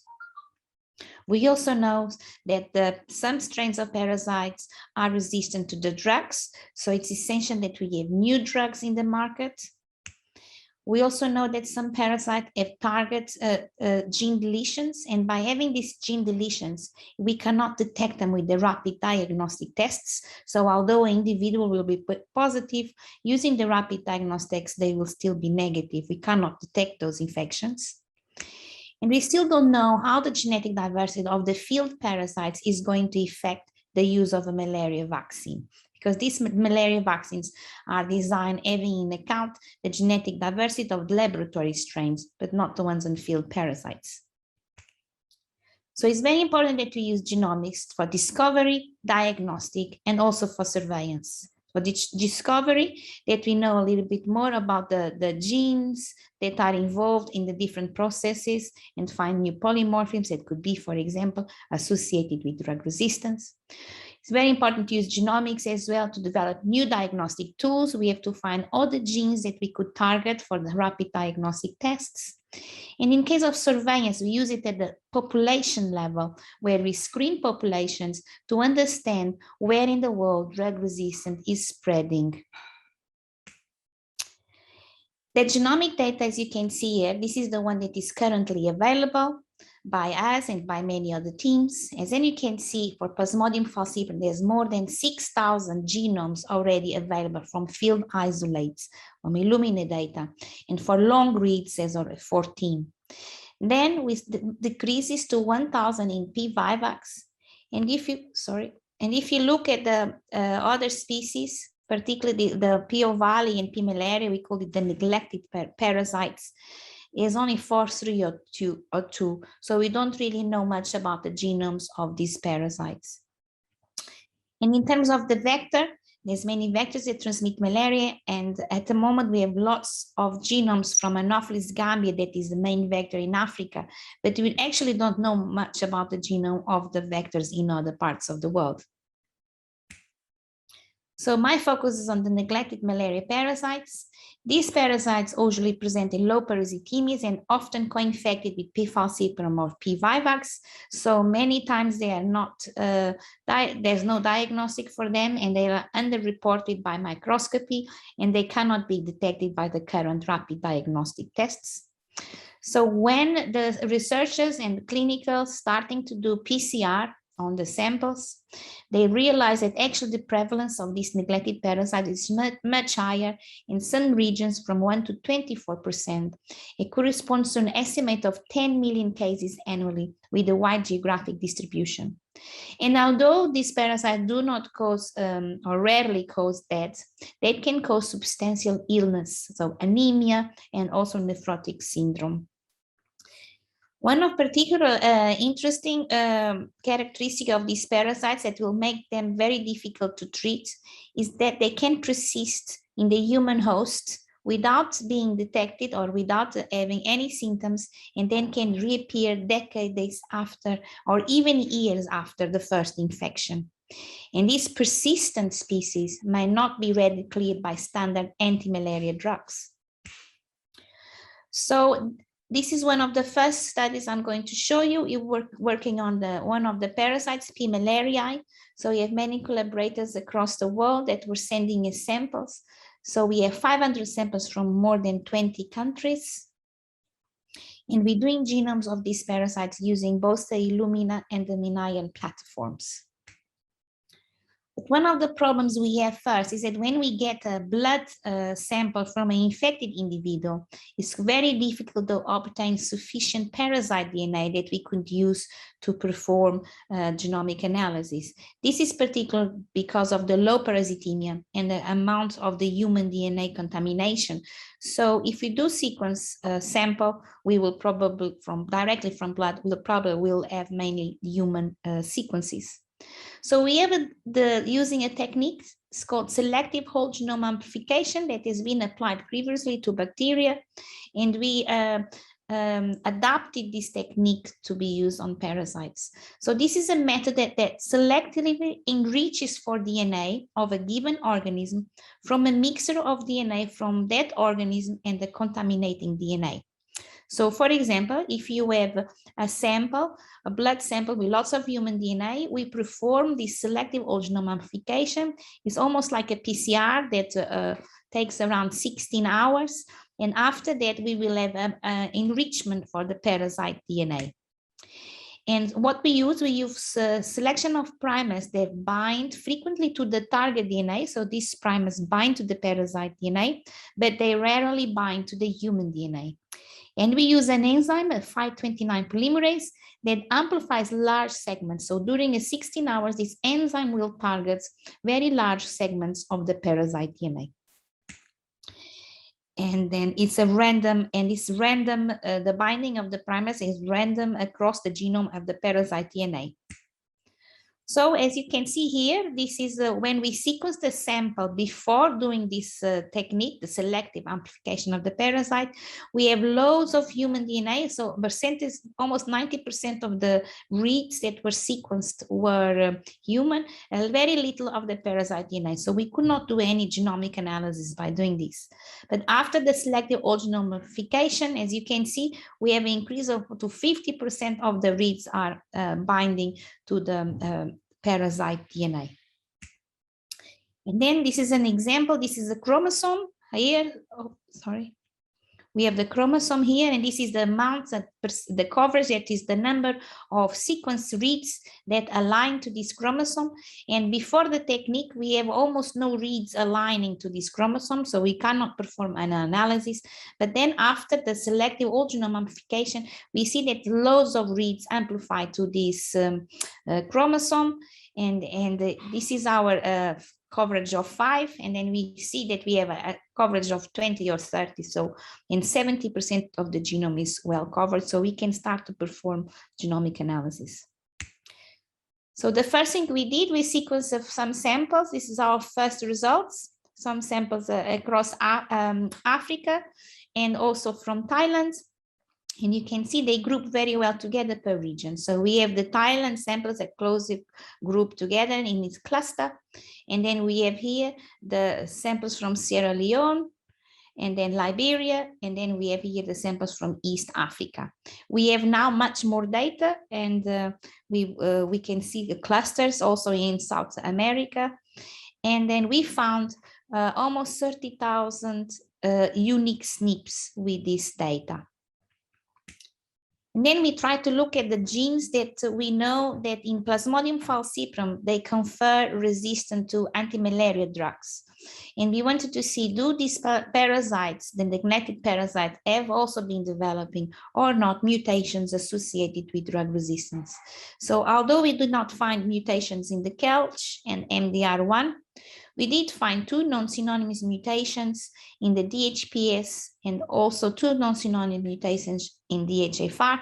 And these 2 genes, we know that mutations in these genes confer resistance in Plasmodium falciparum to antifolates.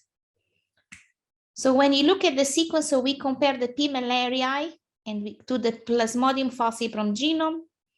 And as you can see here in red, we have the mutations in Plasmodium falciparum that confer resistance to antifolates. And when we look at the 2 non-synonymous mutations we found in P. malariae, 2 of them were really close in the same protein area as the Plasmodium falciparum. So we believe that they might also confer resistance to antifolates. And then we look at the 3D protein structure of the HFR, and we could see that in red, we have here the P. malariae, in green the P. falciparum, then they look like they overlapped. And at the moment we are doing in vitro studies to see if actually these mutations do confer resistance to antifolates or not. And I'm hoping that we will have these results very soon. And now I'm going to talk about Anopheles, that is the vector of malaria. This is another work that we are doing that we're very interesting to be able, if possible, collaborate with many people in the Philippines. We know that around over 256 species of Anopheles and 41 are capable of transmitting malaria efficiently to humans. There's multiple vectors that coexist, and there's primary vectors as secondary vectors. It's very important that we understand more about the genomes of the Anopheles vectors, because we need really urgently new insecticides and new ways to control the vector. Unfortunately for the genomics, there's 1,000 genomes, particularly only of Anopheles gambia complex, and this is the species that exists in Africa. There are very few genomic data from other species, and we think that will be very important. And you can see this is resistant to insecticides, and since 1996 to 2015, there's many parts of the world the vectors have developed resistant to insecticides. And the majority of this resistant to insecticides is measured using bioassays. Bioassays are usually very complicated to apply, and also sometimes it's difficult to interpret, and it's difficult to use them when there's the resistance to insecticides is emerging, is not established. But as we think that using bioassays together with the molecular mechanisms, we probably will be in a better position to monitor and surveillance of insecticide resistance. These are the 3 genes that in many species of vectors, not only Anopheles, but also Aedes and Culex, we know that these genes have mutations that can cause resistance to insecticide. So what we developed was a way, because the genomes of the mosquitoes are much bigger than the genomes of the parasites, we felt that maybe we needed a faster way that we could do surveillance, a high throughput surveillance. So we developed the PCR amplicon. And what we do for each sample, we have a unique barcode. So a unique barcode per sample and per gene. So when we perform the PCR that targets a particular region in a gene that we know might have mutations for insecticide resistance, we know that so each sample will have a different barcode. Okay, so when we have all these samples and we have all these genes together, we pull all these samples in one tube. And then we sequence them using Illumina and MinION sequencer. And we can mix, for example, 1,000 samples, all in the same tube. And then after sequencing, we deconvolute barcodes, we count, and then we can do the surveillance or the diagnostic. And this is what we've been using. It's quite cost effective. And the advantage of using the MinION is that we can bring this to areas where it will be more difficult to have or to buy an Illumina. So the portable one, we can bring it to closer to the field areas. And by doing this technique, we tried this surveillance in 1,000 samples from a Northfield Gambier complex from West Africa, and we found many mutations that were associated with insecticide resistance, and some of them found new mutations that have never been described before. So together with the bioassays, we will be able to know if these new mutations are also conferring insecticide resistance. And then you can see in many areas in Africa, this is quite established. Insecticide resistance is quite established. So it's quite urgent to quickly have new ways to control the vectors. So this technique can be applied to different vectors. We have also designed this amplicon sequencing tool to Anopheles stephensi, and that is a vector from South Asia, and also to other vectors from South America. And this is an example of another vector we are interested in, Anopheles stephensi. This is predominantly found in India and in South Asia. We know it transmits vivax and falciparum, is a quite efficient vector in urban areas, contrary to Anopheles gambia that prefers rural areas. This vector prefers urban areas, which is a big problem because in urban areas it's more difficult to apply vector control measurements. It's less sensitive to pollution, but it's also very proficient in finding clean water sources, and is highly invasive. Although it was mainly found in South Asia, in 2012 was detected for the first time in Africa, in Djibouti, and in 2016 detected in Sri Lanka. So it is invaded Africa and is starting to spread across this region in Africa. We're really worried because it's an urban vector. If it starts establishing in Africa, we might have an increase in malaria cases. So we did whole genome sequence from 20 Ethiopian field samples and 41 public available sequences. We joined them, and we clearly showed that the Ethiopian samples are very closely related with samples from South Asia. So we could see that this is the same vector invading new regions in the world. So this is the work. Thank you so much. There's lots of people in London School involved, Tani, Jody, and Anton, and many others, and also our collaborators in many regions of the world that are endemic for malaria that have been providing kindly samples for this study. Thank you so much for this opportunity. Thank you.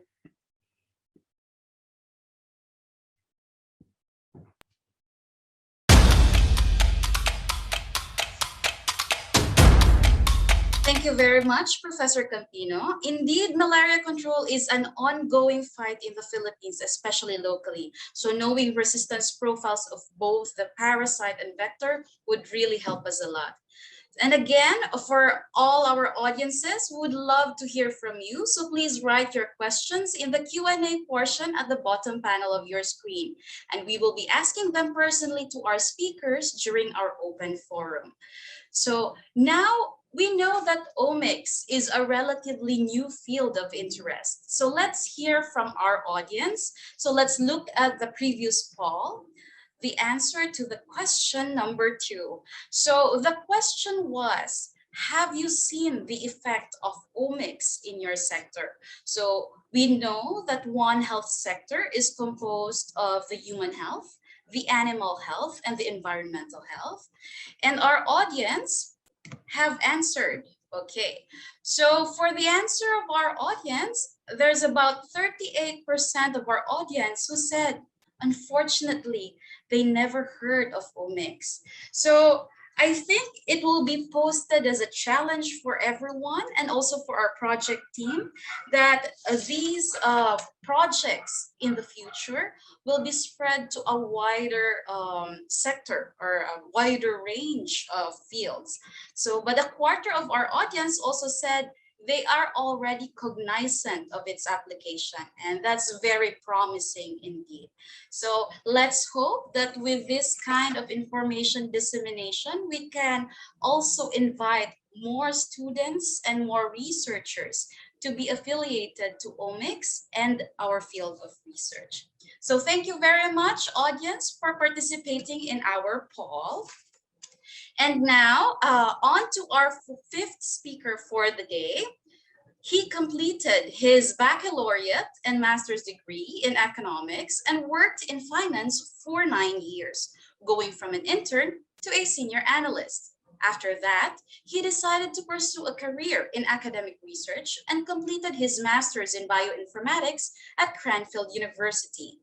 He is now a member of Professor Clark's project group at London School of Hygiene and Tropical Medicine as a research assistant in bioinformatics, working on pathogen and vector genomics.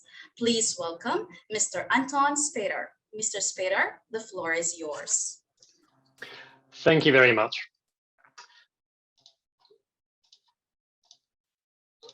Can you see my screen? Hello? Yes, Yes, we can now see excellent. it. Just double checking. Okay, so my talk will be about Klebsiella pneumonia and its AMR and virulence, and more broadly, what can genomics and bioinformatics can do for us? Because you have seen the multiple examples already for different pathogens. Well, this is yet another one. Now, Klebsiella pneumonia is a gram-negative pathogen which commonly colonizes gastrointestinal tract, and it's usually a problem within the hospital patients. It's a hospital-acquired infection, although there is a variant as well, which is sometimes found in healthy individuals in community-acquired infections. Now, Klebsiella pneumonia has, like most bacteria, a clonal population structure, but unlike TB that Professor Clark was talking about and Jody was talking about, Klebsiella pneumonia has a gigantic accessory genome. So out of, say, 5,000 genes present in a typical bacteria, you would have about 3,000 genes which are not part of the core genome, they're accessory genome. The normal classification of Klebsiella is done by the multi-locus sequence typing, which is commonly used for other bacteria as well. Now, why would one want to do whole genome sequencing in Klebsiella?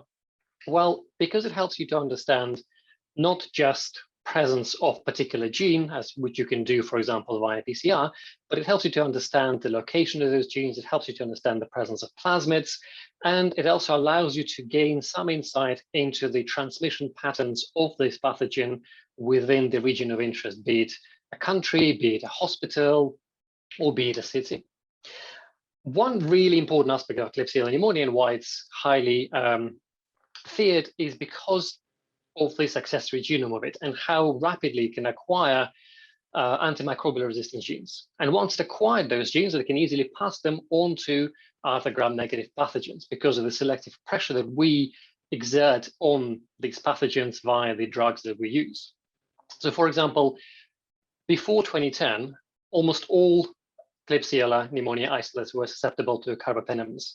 And you can see from Philippines, the imipenem resistance in 2011 was only 3%, yet 9 years later, it's already 14%, and it will probably continue rising.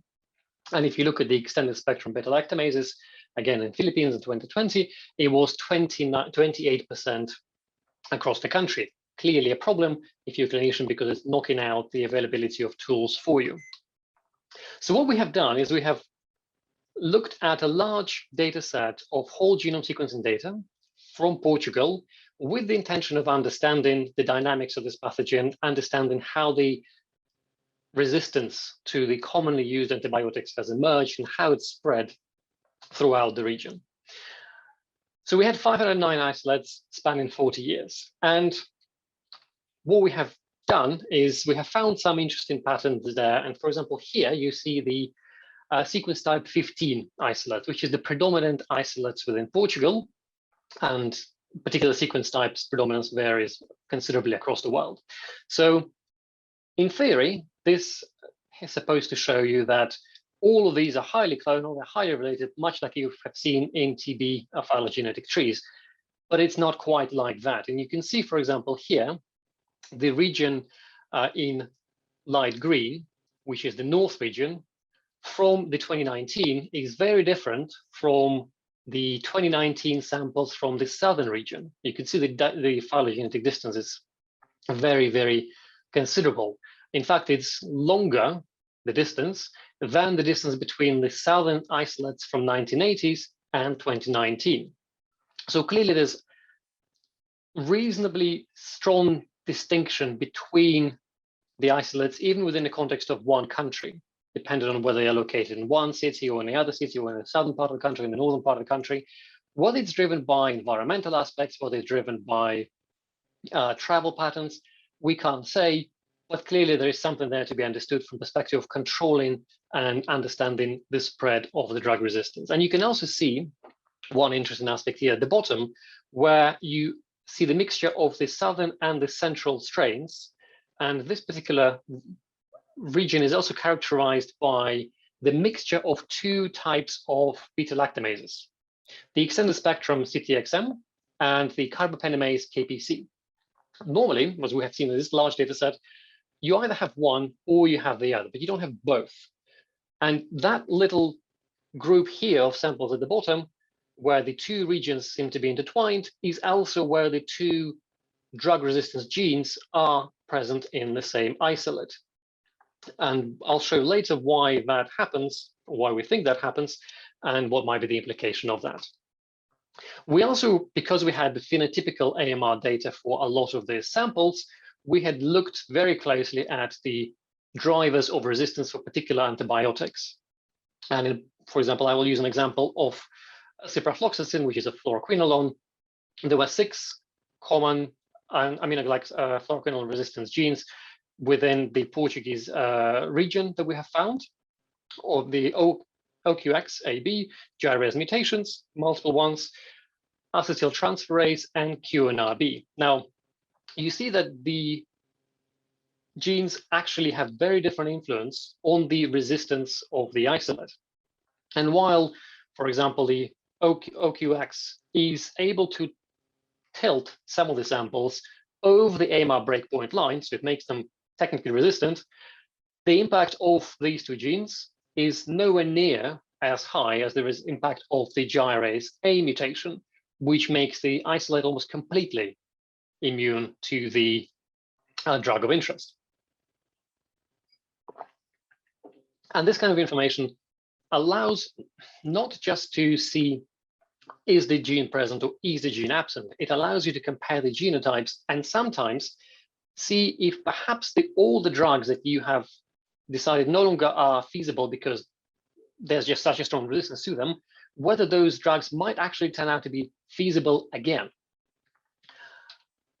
So when we looked, as I mentioned, at the AMR profiles for the beta-lactamases, which are one of the more important drugs families, we noticed that the isolates either have resistance to, the isolates either carry the BLA-CTXM, extended spectrum beta-lactamase, or they carry BLA-KPC, which is carbapenemase. And when we looked at this through time, we realized that, as would be expected, the BLA-CTXM has emerged in the year about 2000 or a few years before or after, and it has spread fairly rapidly. But in 2010s onwards, the BLA-KPC, the carbapenemase, has emerged and started to replace the CTXM. And we tried to figure out why that would be the case. We had to look at the geography. That didn't seem to have any correlation. We had to look at the strains. That didn't seem to have any correlation. We had to look at a few other things. Nothing seemed to have worked until we looked at plasmid replicons. And plasmid replicons are little sequences which you can think of as signatures of the plasmids. And typical Klebsiella strain would have between 3 and 4 plasmid replicons in it. And so when we looked at the variety of replicons within Portugal, and we tried to do clustering of those samples by the replicons they carry, we observed several distinct groups you see here. And the dots in red are the samples which carry black APC in them. And you see that actually, with hindsight, that should have been expected. The KPC is obviously carried on the plasmid, and so we would expect there to be some correlation between the replicon and the carriage of this gene. But what we also found is that the carriage of plasmids is not actually at all random. There's a very strong structure to it, to which plasmids will be present within the isolate. And we saw that the KPC3 forms 2 distinct groups, and in fact, they correspond to 2 different plasmids, which are known to carry that gene within the Portuguese context. And the blue dots are the CTXM. And you can see here there's 2 groups of red dots next to a very large group of green and blue dots. And that data set where we had the mixture of KPC and CTXM in one place, those are in fact the samples where the 2 groups are sort of splitting apart. Now, I wouldn't want to take it too far and say that we actually are observing them splitting apart, but I think there is that dynamic going on where one plasmid is entering the isolate and slowly pushing out the other plasmids from it. What we have also done is we wanted to understand a hypervirulence phenotype of Klebsiella pneumonia. Now, that particular phenotype is not present in Portugal, but I have seen a number of case reports from Philippines. And what it is it's a standard Klebsiella bacteria, but for some reason, it tends to produce infection in the individuals who are healthy. And these infections are usually acquired within the community, which is the contrast to the classic Klebsiella strain, which is normally a hospital-acquired infection. Now, the hallmark of the hypervirulence is the invasion of the liver. And that's where the infection normally begins, and then it rapidly spreads throughout the body. It also has a phenotypical characteristic of hypermucoidy, so it's really sticky. And when somebody tries to drain the abscess, it's a real struggle because of the stickiness and viscosity of the actual pathogen colony. And that is driven by the overproduction of capsule. So that is related to the RMP ACD genes. The other aspect of hypervirulence which is known is that the hypervirulence is correlated very strongly with siderophores and probably causal with siderophores. And those are small molecules in bacteria which acquire iron and then allow the bacteria to utilize it. So there are 2 Aerobacter and Salmonella which are known to be related to hypervirulence. So we have taken a small set of the strains which we know to be isolated from liver and compared it to the totality of the Klebsiella strains. Now, when we looked at it first, we saw nothing is going on. And you can see on the figure on the right that, in fact, you can't really spot many outliers. And the reason for that is because most of the hypervirulence, or about half of it, is caused by a particular sequence type of Klebsiella, sequence type 23. But because of clonality of Klebsiella, that sequence type would have lots of genes which are sort of unique to it. But we also know that hypervirulence is caused by other strain types. So once we've excluded the ST23, we found these red dots, and they're the same genes on both figures, which are outliers to our mind in the liver isolates. So the isolates which are coming from liver, they have unusually high number of these genes. And so when we looked in more detail, we found that actually this is related to a plasmid, KPVP1, which is a very large plasmid with 240 genes, but we only found 30 genes which are the outliers. So clearly not the whole plasmid is involved in the virulence. So doing a bit more bioinformatics on the whole genome data, we've taken the accessory genome of all the samples we had. So we've taken all the genes and we did a clustering on them to see if they group by samples, which we thought would somehow show us the functional relationship between the genes And lo and behold, the plasmid, the dots in yellow, you can see it's scattered all over the place. So plasmid clearly consists of multiple functional groups, but one of those contains the red dots, which is the genes we have saw as outliers. And when we looked deeper into the cluster, we found the known correlates, the salmonella narrobactin, so those are known correlates of hypervirulence. We found the hypermucoid regulator RMPA over there, but we also see that there are 4 different groups of genes, and to our mind, in fact, there are 2 different sets of genes which enable the hypervirulence, and one of them is clustered with salmonella in it, the other one is with arabactin, but there are also 15 and 30 genes in these 2 groups which have not been properly characterized, which may be driving resistance, or virulence, my apologies. So the whole genome sequencing is useful because without it, it would have been very difficult to answer the question of what drives hypervirulence, or in fact, to narrow down the list of potential genes to test in the lab.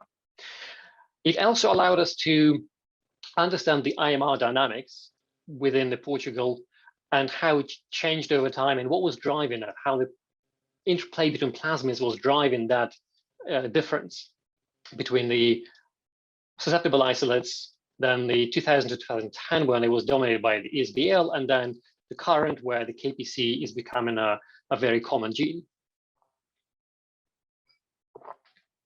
And it also helps to identify potential sort of biomarkers for be it hypervirulence or be it for drug resistance, or indeed for the dangerous isolates coming into your area. But there's one problem, which is availability of the data. And it's very, very uneven across the world. And some countries are severely underrepresented. And for example, Philippines, I had a look at the largest database of genomic data on CDI. The Philippines has 28 isolates of Klebsiella pneumonia compared to 1,400 from Thailand. So clearly, there's a lot of information that would be very beneficial to understand the context of this and any other pathogen for that matter within Philippines. And finally, the important question is, well, why bother with whole genome sequencing data when you can do all of this, and it has been done for a long time, using other molecular biology techniques? The reason is because once you've done the whole genome sequencing, you have the data to answer pretty much any question related to genomics, even if you don't know what the question is. With the hypervirulence, for example, we used isolates which were not specifically designed for the purpose of answering the question. We just went and took them and asked the question and got the answer. With the AMR study in Portugal, again, a lot of those isolates were banked over time and then sequenced. And then now we can ask a lot of questions, whether there was an outbreak here, whether the infection control methods here were effective. There's a lot of things we can then rapidly answer if we have the data. And I hope that that gives you some idea as to why the whole genome sequencing is actually a very useful tool for monitoring pathogens. Finally, I'd like to thank the meeting organizers and funders, my supervisors, Professor Anna Capino and Professor Tani Clark, and all the collaborators in Portugal who helped to amass and analyze the data. Thank you.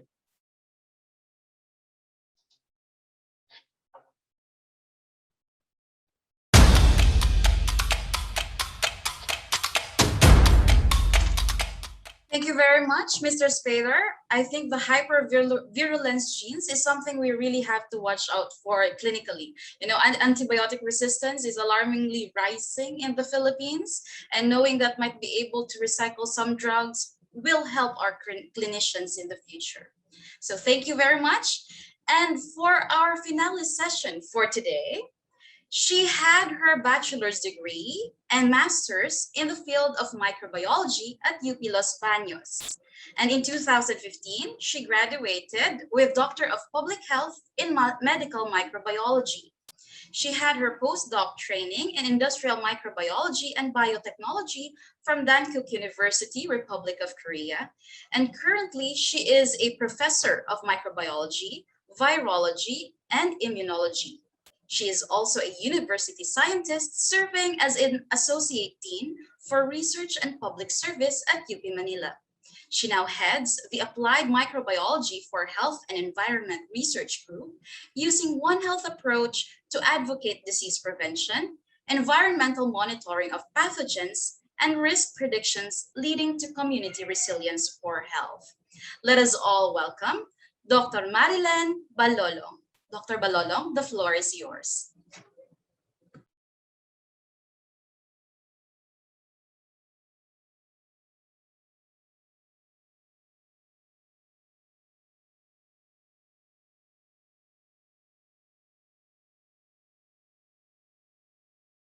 Good day, everyone. I am Marilan Parungo Balolong, a professor and university scientist at the University of the Philippines, Manila, and lead of a small laboratory we call Applied Microbiology for Health and Environment Research Group, or AMHERG, UP Manila. I'm grateful to the organizers, the Philippine Genome Center, Mindanao, for this invitation and opportunity to share our work. My talk today is entitled Antimicrobial Resistance from Undisturbed Microbial Communities of Forest over Limestone Ecosystems. The Conserved Kaikangan Experience with Omics. Forest over limestone, or more popularly known as karst ecosystems, are one of the most ecologically fragile ecosystems in the world. Karst ecosystems are typically thin, coarse, and degenerative. These ecosystems have a rocky outcrop and a steep slope. In this type of landscape, the topographic habitat partitioning also plays a significant role in the spatial distribution of a species. Therefore, habitat heterogeneity, seed dispersal limitation, and self-healing may have primarily contributed to the observed spatial distribution of various species in the karst forest or forest over limestone.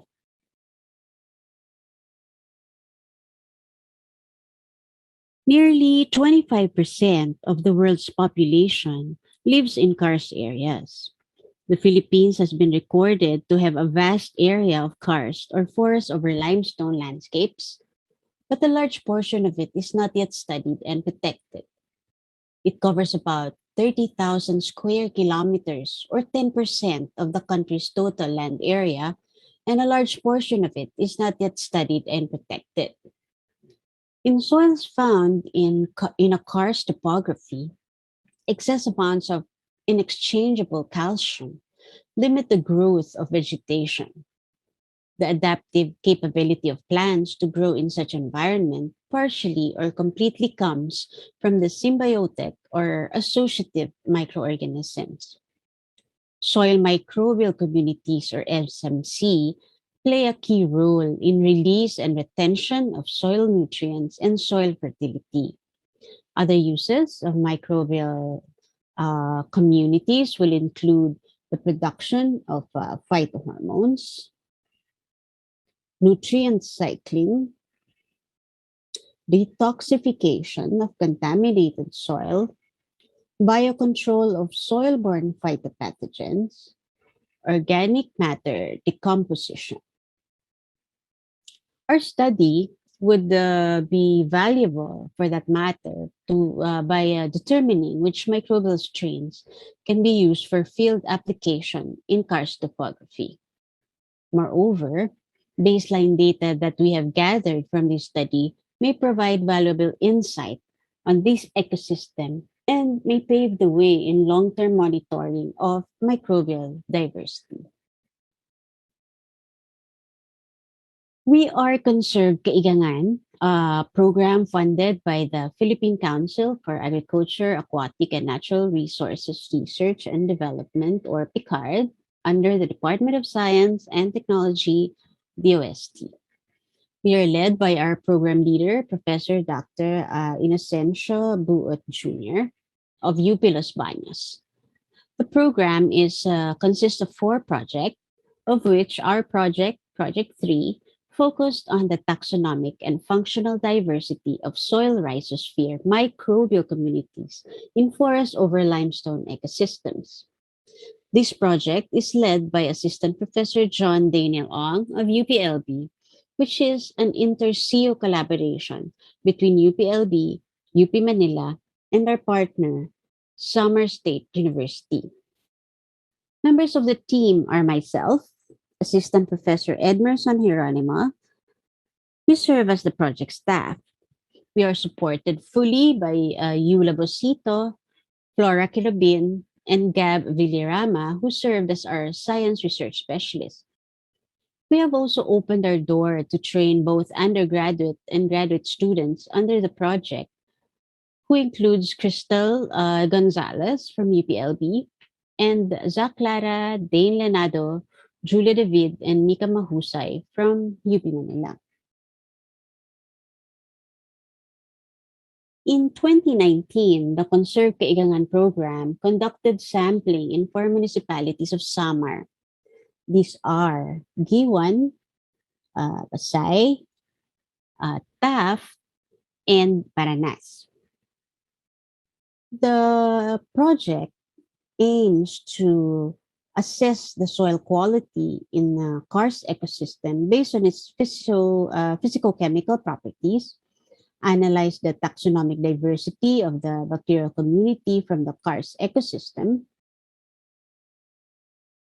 This is using shotgun metagenomics, and determine the possible role of the microbial community in the karst ecosystem. This is through the functional profiling. The data that we have generated may also aid in the long-term monitoring of microbial diversity. Culture-dependent and culture-independent approaches that we have done in this project complement each other to describe microbial diversity and function. Traditionally, microbial diversity research has been focusing on individual organisms that we culture in the lab. But advances in molecular methodologies have enabled us to identify not only cultured microbes, but also the unculturable.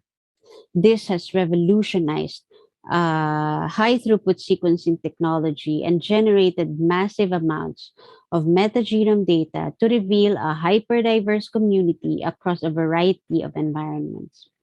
Metagenomic analysis additionally supports taxonomic data by utilizing gene information to describe metabolically important contribution of the microbes in their ecosystem.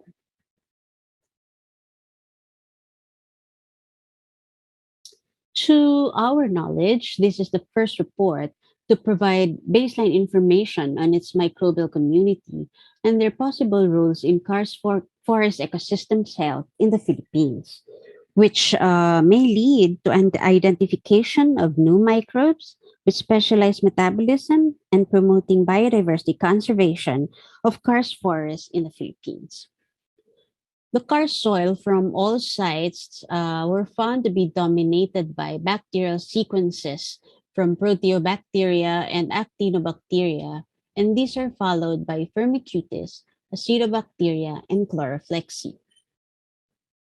Planktomycetes were also seen, as well as cyanobacteria, Viromicrobia, Bacteroidetes, and the Deinococcus thermus group.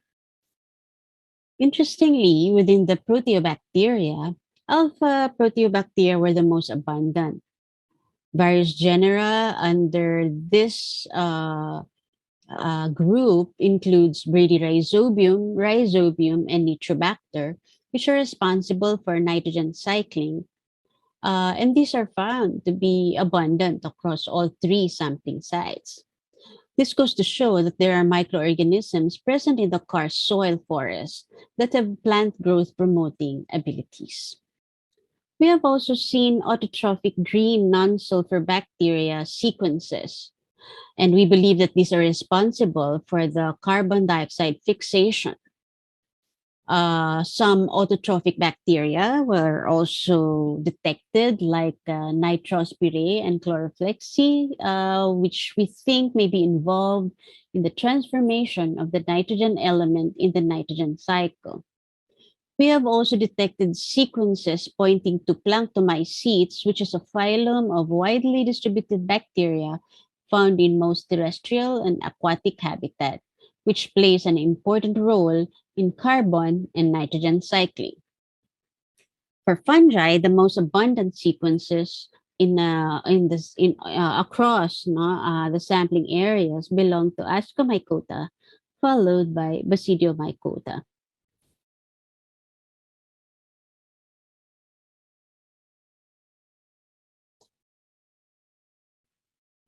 Enzyme pathways for the nitrogen and sulfur metabolism and several carbon fixation pathways appeared nearly complete in the karst soil metagenome profile. Enzymes involved in plant growth promotion were also detected, and analysis reveals the presence of functional proteins and enzymes involved in nitrogen cycling.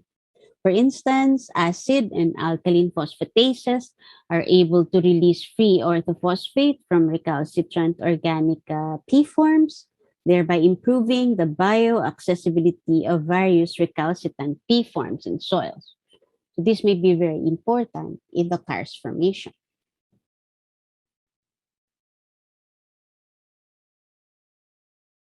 One of the important soil microorganisms in karsts are actinomycetes, and actinomycetes have been recognized as sources of several secondary metabolites, antibiotics, and bioactive compounds that affect microbial growth. We did try cultivation of actinomycetes and performed assays for its potential for biotechnological uses, for instance, the production of lipases. We have found a good number of isolates that confirm this potential. In fact, we found 50 out of 86 isolates exhibited lipolytic activity. We have seen that the highest number of putative actinomycetes comes from Paranas and Taft.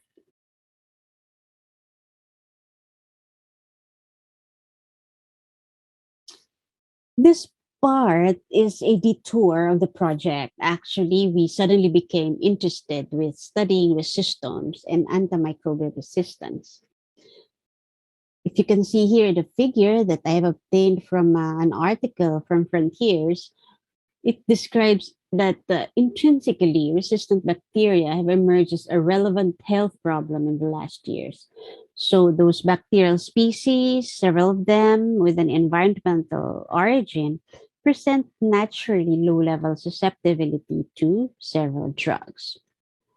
Following this figure, we can show that the different elements in bacterial resistance to antibiotics are connected or interconnected.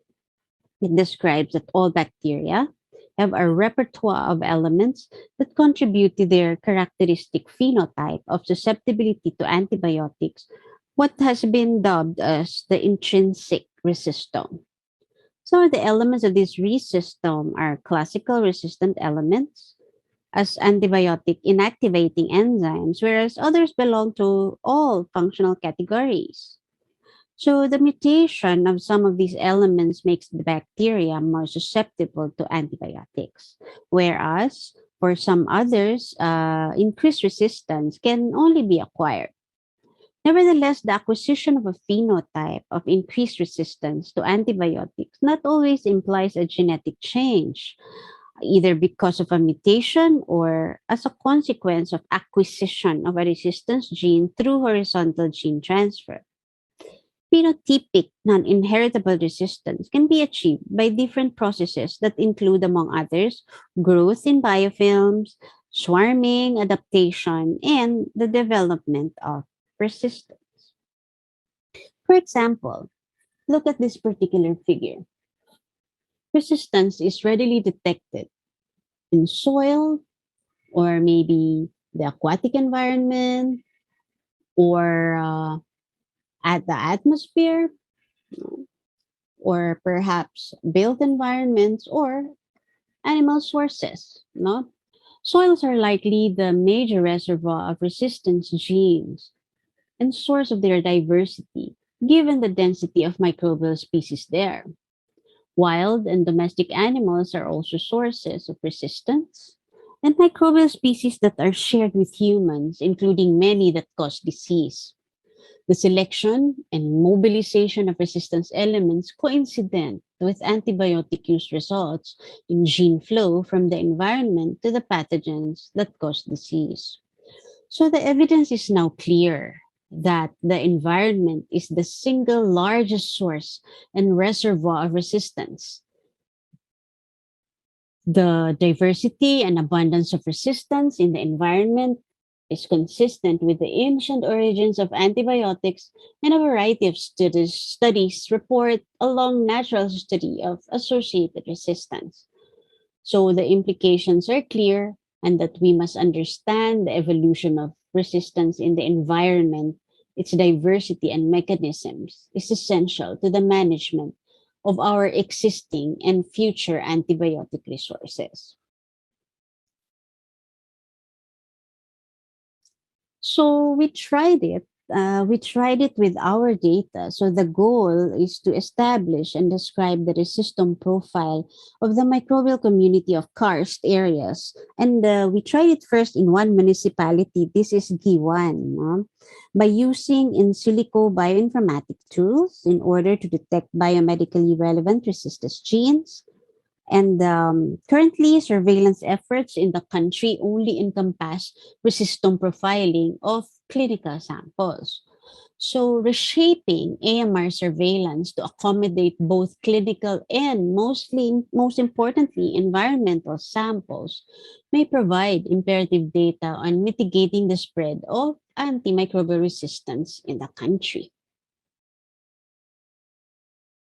So we used the Kaigangan data and analyzed using open source command line based bioinformatic tools like FASTP for sequencing quality control and filtering, and Bowtie2 for gene alignment and identification of AMR genes. So these tools are selected based on the following criteria: suitability for the study at hand, modularity, and computational efficiency. We use Megares, which is a publicly available repository of known AMR genes and resistance subtypes, such as when you wish to construct a reference gene index for alignment in Bowtie. Different R Studio, this is a dynamic programming package, have been utilized as well. This is for downstream statistical analysis of gene abundance. And then all parameters like base code, helper scripts, as well as AMR database information were all presented here in our study. So we try to come up with this approach which promotes reproducibility of computational analysis, since all relevant configuration settings and code can be copied and utilized for future research. So putative resistomes were then mapped against taxonomically classified metagenome assembled genomes or MAGs, so that you can determine the prokaryotic host of resistomes. So we have found or identified 3 resistome types, that of drug resistance, metal resistance, and the multi-compound resistance. We found 26 resistome genome gene groups under drugs, 3 for metals, and 2 for under multi-compound. The custom assembly-based pipeline have produced 35 metagenome assembled genomes between the 3 data sets, which represents individual organisms. So we have seen 7 MAGs or MAGs classified as archaean, while the rest were classified as bacteria. So only 20 of 35 bins were completely enough to be screened for systems. So only a total of 35 unique drug resistance genes organized into 13 gene antibiotic classes based on the card nomenclature were identified with multi-drug resistance, comprising 14 out of 35 of those unique genes. So you can see here in the network analysis revealing that 3 organisms we have found Huber archaea, which is an unclassified, Nanoselenia, also unclassified, and Methylomirabilia, also unclassified, which served as hosts for approximately 80% of assembly screen resistance. So the former 2 organisms being archaean, and the last is a bacterium. So these 3 possess the most complete genomes, while others had a completeness of less than 100%, which is possibly due to uneven sequencing depth, or which may have resulted from amplification. It should also be noted that multiple unique genes conferring resistance to multi-drug rifamycin and tetracycline were observed to be highly co-occurring among the MAGs.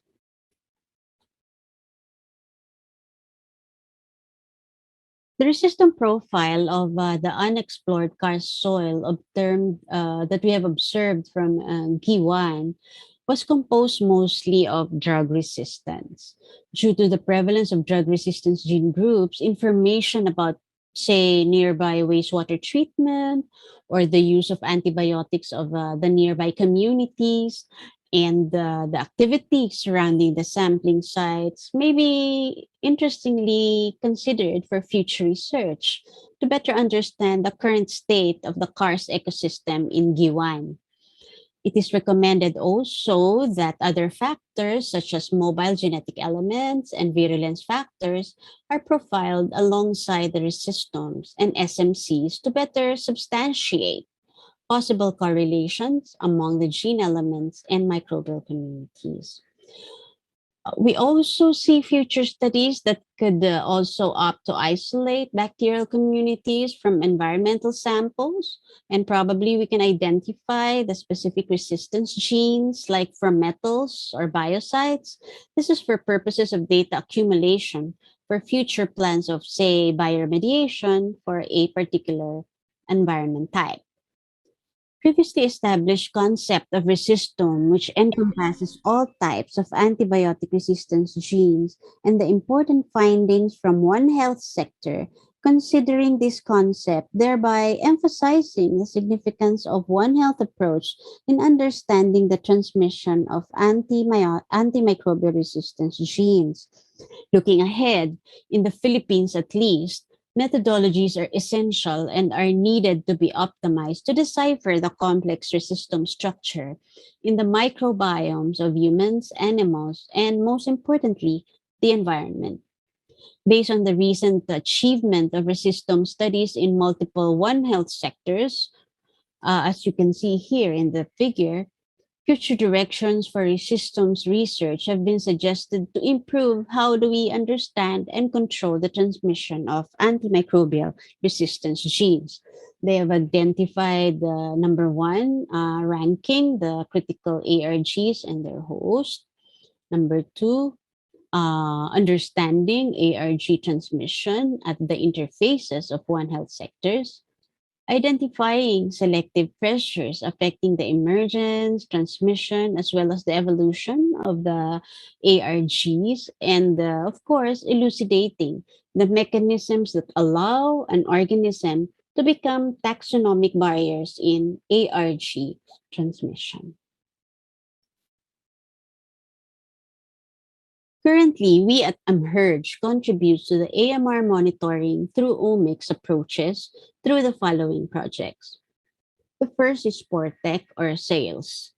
This is funded by PSHERD, DOST, addressing the importance of the mandate by the International Maritime Organization, which concerns the unwanted passengers in voyages, such as microorganisms, whether it's going to be invasive microorganisms or microbes that may be carriers or may carry antimicrobial resistance genes.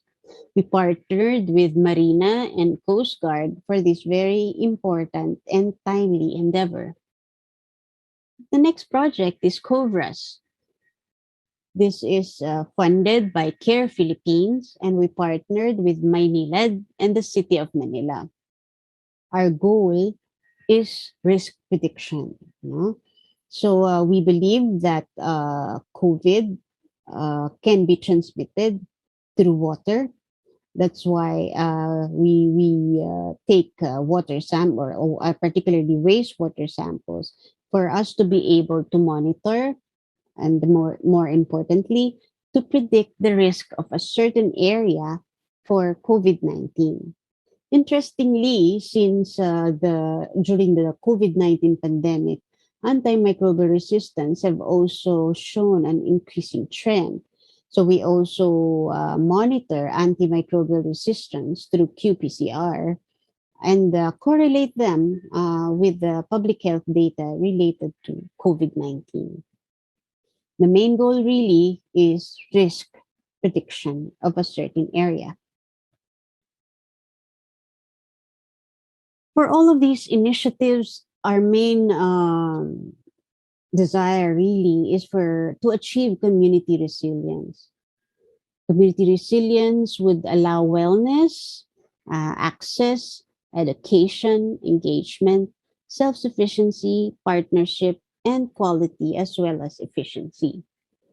We believe that risk prediction, if we have this available to everyone, will lead to prevention and eventually to resilience.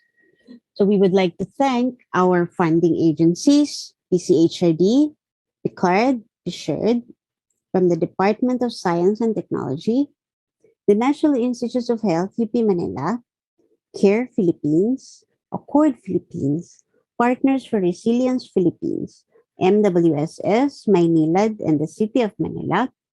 And we will also thank our partners in the academe, such as the De La Salle University, particularly the College of Engineering, the Institute of Biology, University of the Philippines, Diliman, Institute of Biological Sciences, University of the Philippines, Los Baños, Bicol University, UIC Davao, UP Visayas, St. Luke's College of Medicine, University of Heidelberg, as well as Dan Cook University.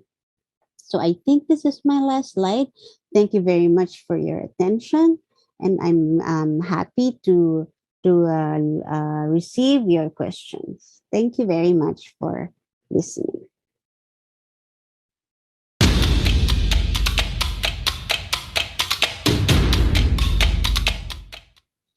So thank you very much. So we have listened to various applications of omics in different research fields for One Health.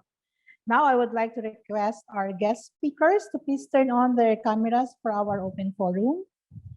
So while we are visually setting up our screens for the open forum, I would like to call on my co-host and our moderator to help us run through our bank of questions for today. We have at least 40 questions. Some of them were answered, right? So I believe we have invited quite a number of multi-sectoral audience from the academe, clinics, and students from allied medical profession. So we are very excited to hear what their questions are for our speakers. So go ahead, Doc Jonah. So good evening and good day to our UK speakers. So we will run down some of our questions from our audience. So thank you very much to our audience. They have been very participative. We can see a lot of questions in the Q&A box. So let's start with the first question. So this is for Professor Clark. So this is from Carissa May Enriquez. So I think Professor Clark is still here. Is he still here? Yes, I'm still here. Oh, okay. I'm so sorry for that. Okay. So how stable are the barcoding SNPs and how often do they change and need to be updated? Are they prone to shifting? And if so, is there a study and how long does that usually take? So this is a question from Ms. Carissa May Enriquez. Right, I think I've already answered this in the text box, but in brief, TB's got a slow mutation rate, so and using the phylogeny with large numbers of samples, we can infer quite robust informative SNPs for particular clades. Now the issue is the number of clades.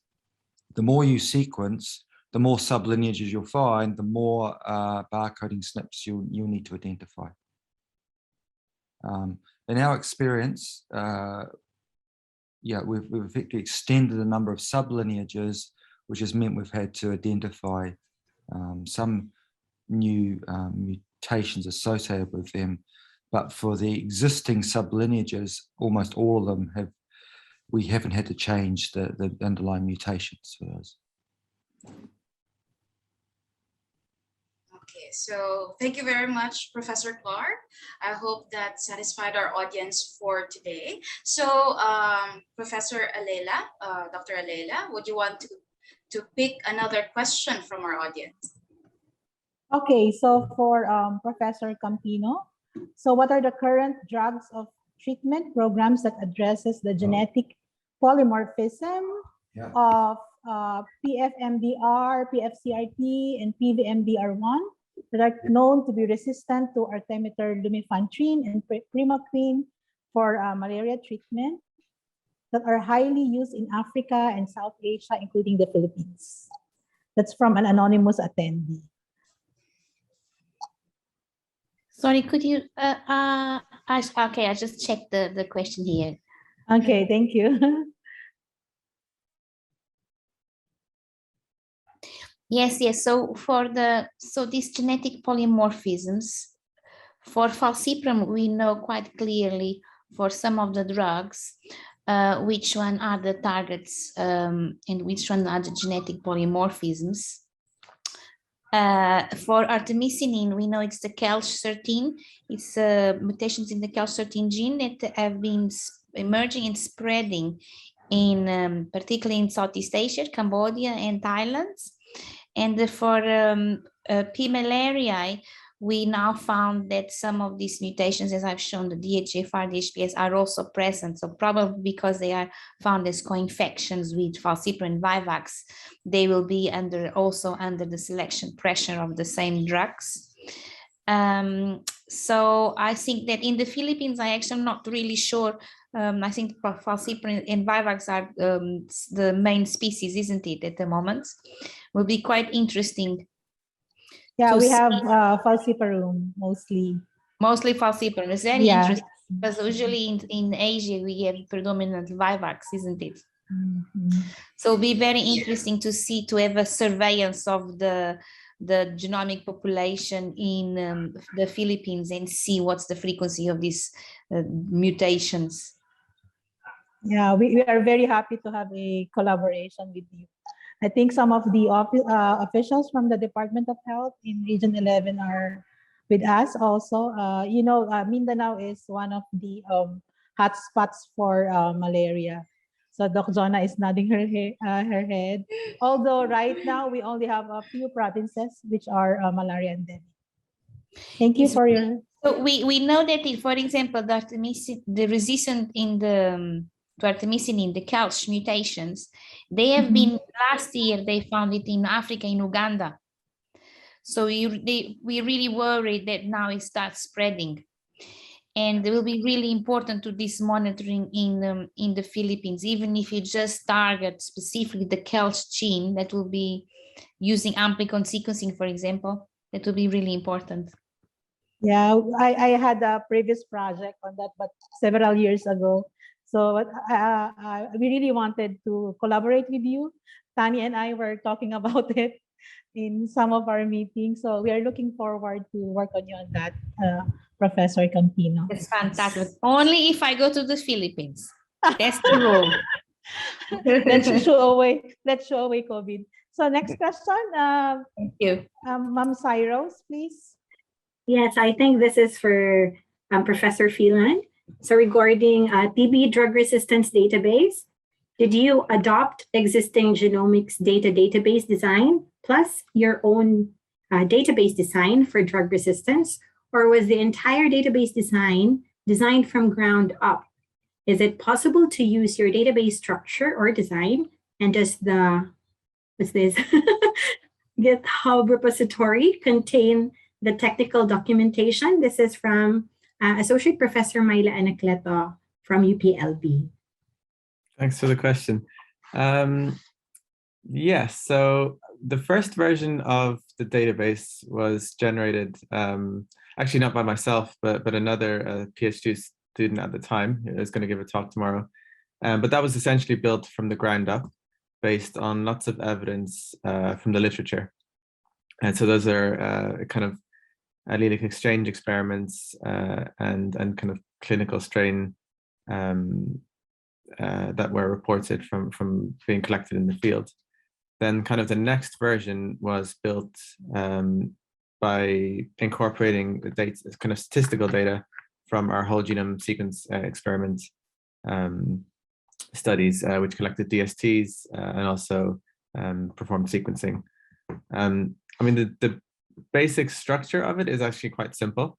What we wanted to do is make it available. So quite often these databases are kind of buried deep in the code of certain programs, and it's very difficult to know exactly what is, what mutations are in the database.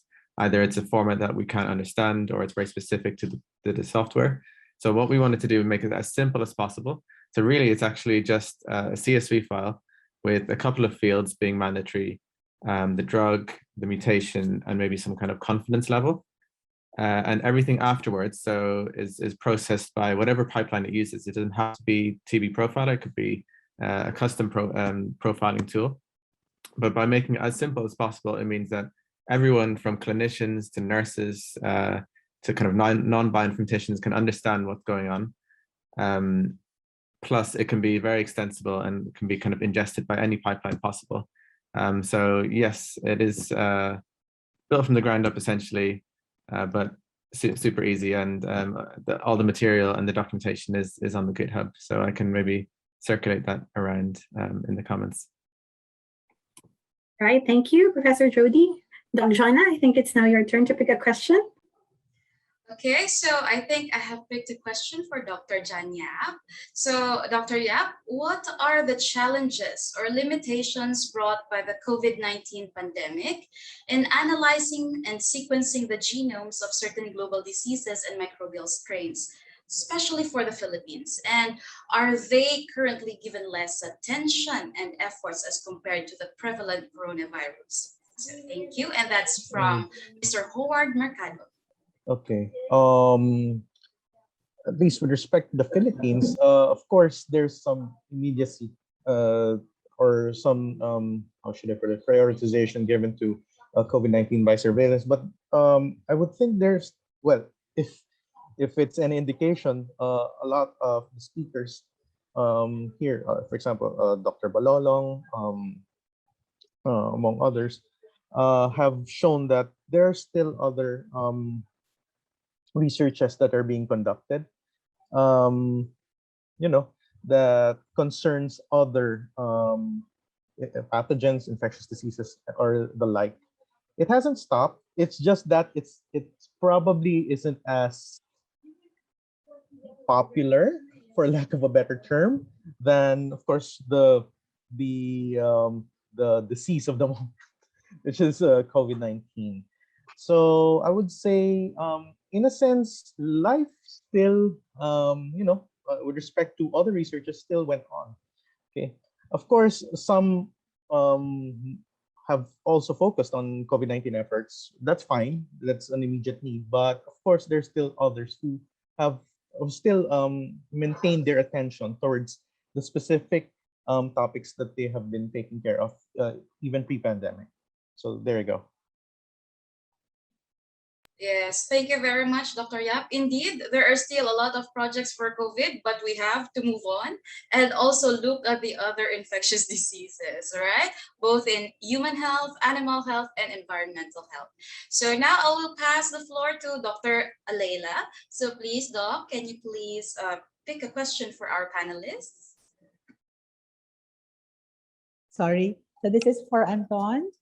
Is it possible, from AEL Acuzar, is it possible to have an outbreak of microbial infection without even realizing that it was a new strain of a microorganism? And can some accessory genes be responsible for a drastic mutation in the microbe? Thank you for the question. Yes, absolutely. It is possible to have an outbreak without realizing you have one, because from perspective of a clinician, you see a patient with a set of symptoms and you will apply treatment without having done the sequencing first. That at the moment, I don't think it's feasible.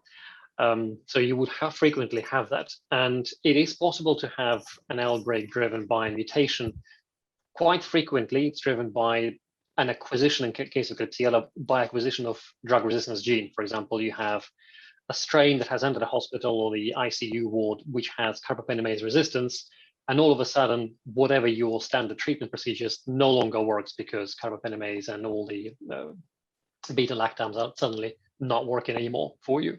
So it is definitely possible, and hypervirulence is another case where this occurs, where acquisition of small set of genes suddenly drives infection in healthy individuals, which normally you would not have. So as a clinician, you'd see this rapid progress from In fact, you probably wouldn't even see the liver manifestation. You'd see some other manifestation first before you get onto the liver detection. So it's absolutely possible, yes. So, Doc Jonna, do you have any experience with CLEB in SPMC? Or?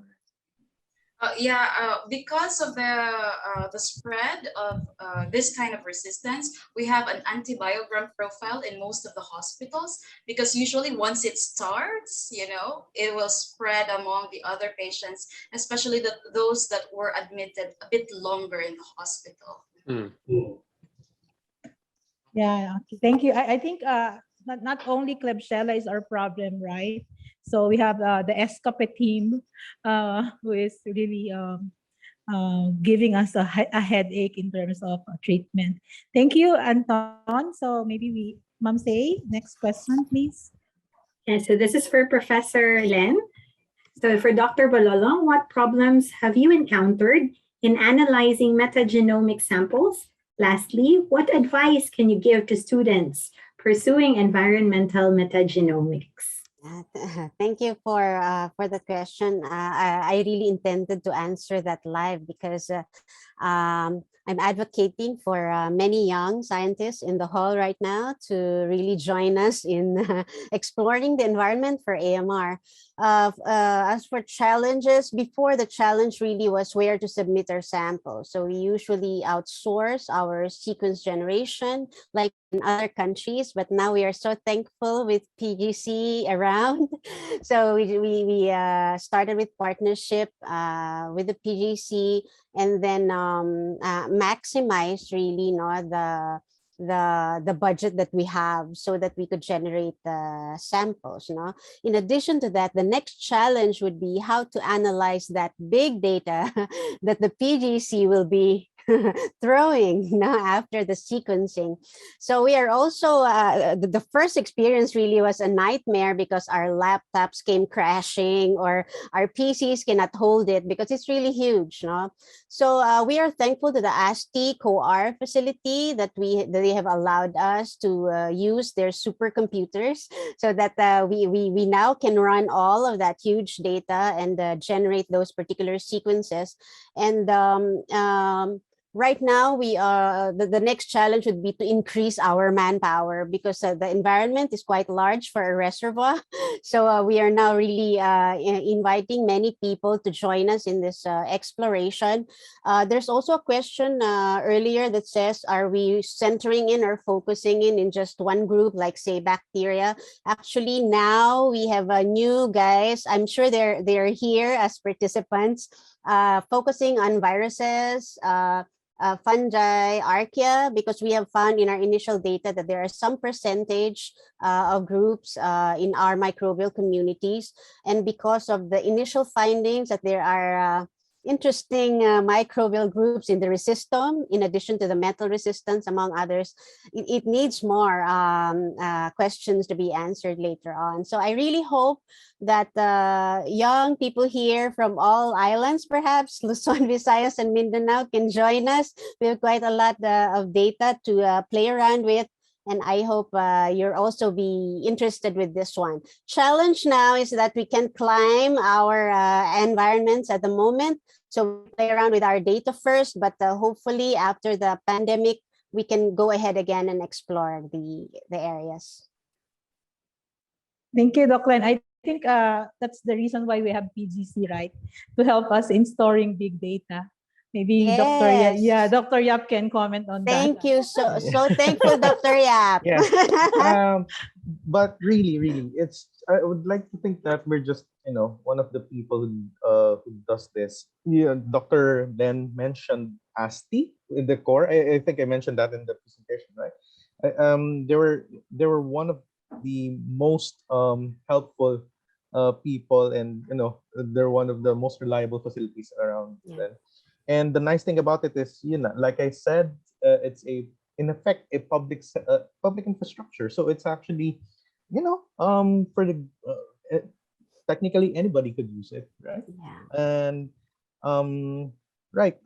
Also, I hope that of course, right now it's mostly the UST, GC, and even for example UP, NIH, UP Mindanao, PGC Mindanao, the Mindanao satellite facility, and also the Visayas satellite facility. But ultimately, what we eventually want, and this is also one of the tenets of good data and maintaining data integrity, is redundancy in terms of ability to warehouse or store data. Okay, not only will it ensure that more goes around in terms of integrity and security, that actually helps in making sure that the data that's supposed to be available for all is accessible and always available as best as possible. Yeah. So Yeah. Thank you, Dr. Yap. So I think that's also the objective of this webinar and also the workshop which will happen next week with the London School team to help the researchers in managing a big data, right, Professor Tani? That will be the purpose of the bioinformatics team to help researchers like us. That's exactly right. And actually, we have run previous courses in the Philippines, and that's been noted. And what's been amazing is the degree of enthusiasm and actually the, these are pretty advanced courses. They go very rapidly, but the audience, particularly mostly younger audience, pick up the concepts very easily. And, if you can do it for one sample, you can do it for thousands. I mean, it's the reality. You just run the same thing 1,000 times. So yeah, I think the course is about that next week. And we also, from the British side, there, we can't come out there this time. It's just because of COVID. Yes. So what we've done is diverted a lot of the money from the airfares that we can't spend now, and there'll be another course end of November. So for those that missed out, I know we were sort of financially constrained. I think to 40, wasn't it, Alayla? For next week, but there'll be potentially another 30, 40 spots end of November for a similar course. Yeah. So maybe we can throw the last question for everyone. Doc Jonah, do you have anything that's for everyone to answer?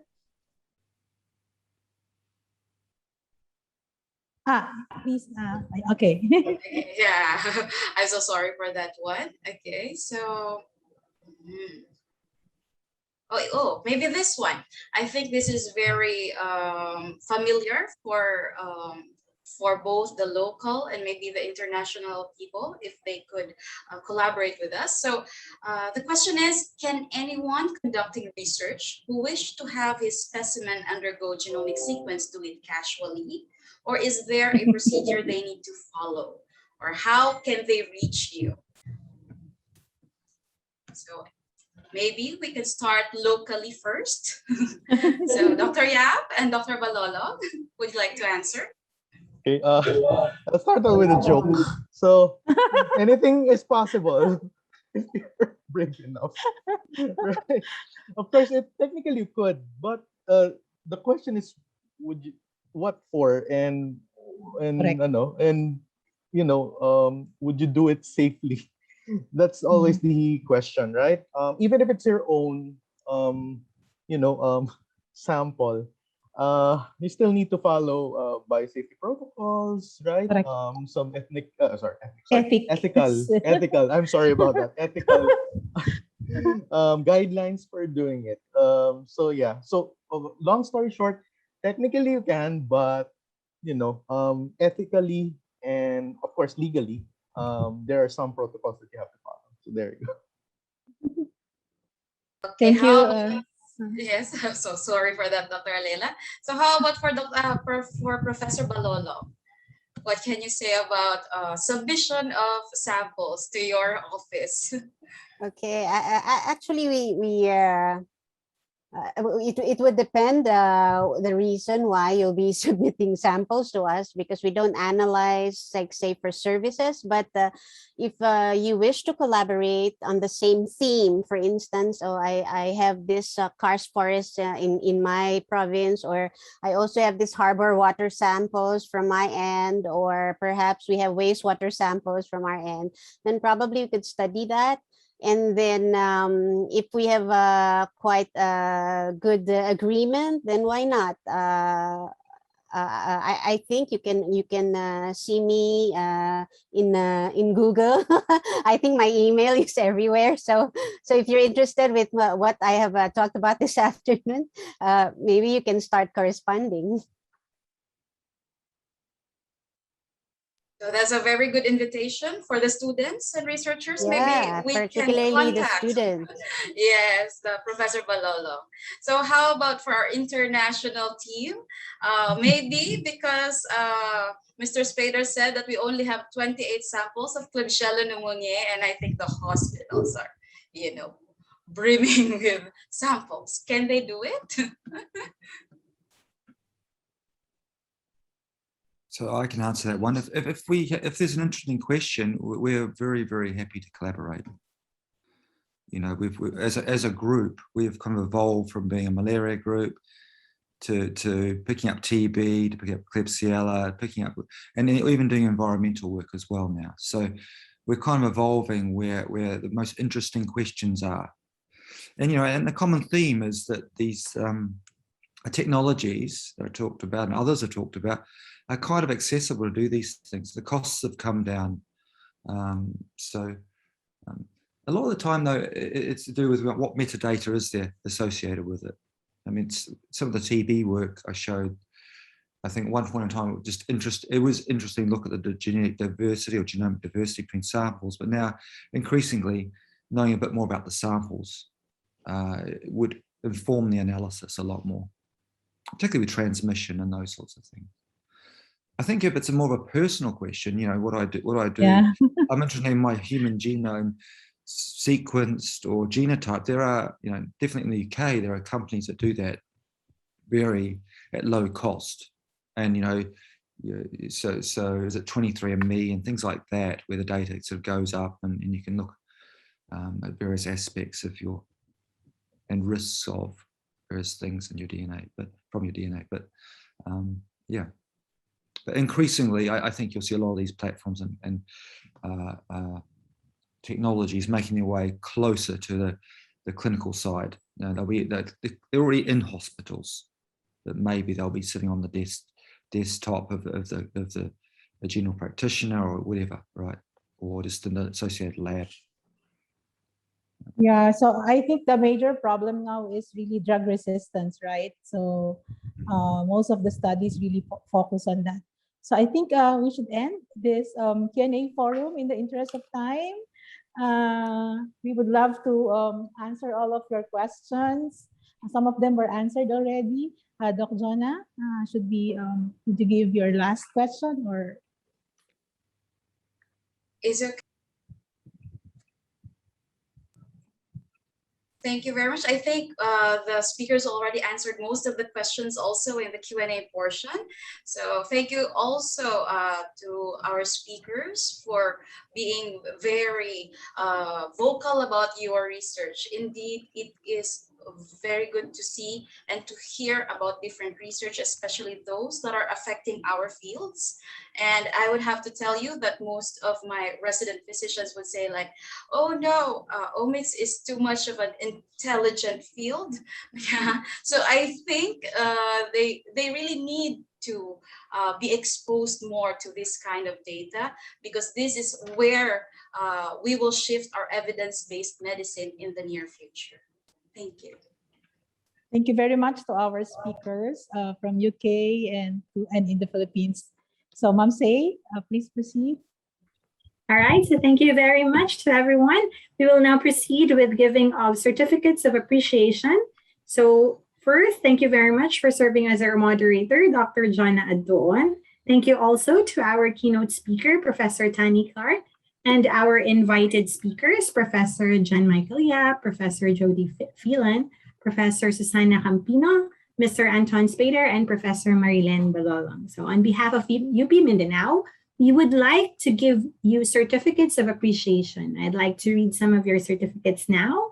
So with all the headings, I will just read this as a certificate of appreciation presented to Professor John Michael Yap for being the resource speaker on importance of a Philippine information infrastructure for One Health in the Era of Omics during second Mindanao-wide Genomics webinar themed One Health in the Era of Omics on October 4, 2021, signed Leila De Cadiz and Tani Clark. Next, please. Next, we have appreciation also to Professor Jody Phelan for being the resource speaker on Omics and Informatics for Informing Infection Control during the second Mindanao-wide Genomics webinar themed One Health in the Era of Omics, October 4, 2021, signed Professor De Cadiz and Professor Clark. Next, please. Certificate of appreciation presented to Professor Susana Campino for being a resource speaker on high-throughput genomics applied to malaria epidemiology, signed Professor De Cadiz and Professor Clark. Next, please. And then we have a certificate of appreciation to Mr. Anton Spader for a resource person on using genomics to understand Klebsiella pneumoniae antimicrobial resistance during this webinar, signed Professor De Cadiz and Professor Clark. Next, please. We also have for Professor Marilyn Balolong for our resource speaker on microbiome and rhizostome profiling of karst forest soil microbial communities during this webinar, signed Professor De Cadiz and Professor Clark. Next, please. We also have our appreciation to Dr. Jonna Addoon for our moderator, a very good moderator, during our second Mindanao-wide Genomics webinar themed One Health in the Era of Omics, given this day by Professor De Cadiz and Professor Clark. And of course, we'd like to present the certificate of appreciation to Professor Tani Clark for being a keynote speaker on using whole genome sequencing to inform tuberculosis epidemiology during this second Mindanao-wide Genomics webinar, October 4, signed Chancellor Larry N. Degal. Once again, thank you very much to everybody. May I now ask all the speakers to please turn on your cameras for this photo opportunity, and also to our moderator, Dr. Addoon, Professor Clark, Professor De Cadiz. Now, Janessa will now do the countdown for your picture. Go ahead, So we'll just hear. Are you ready, Janessa?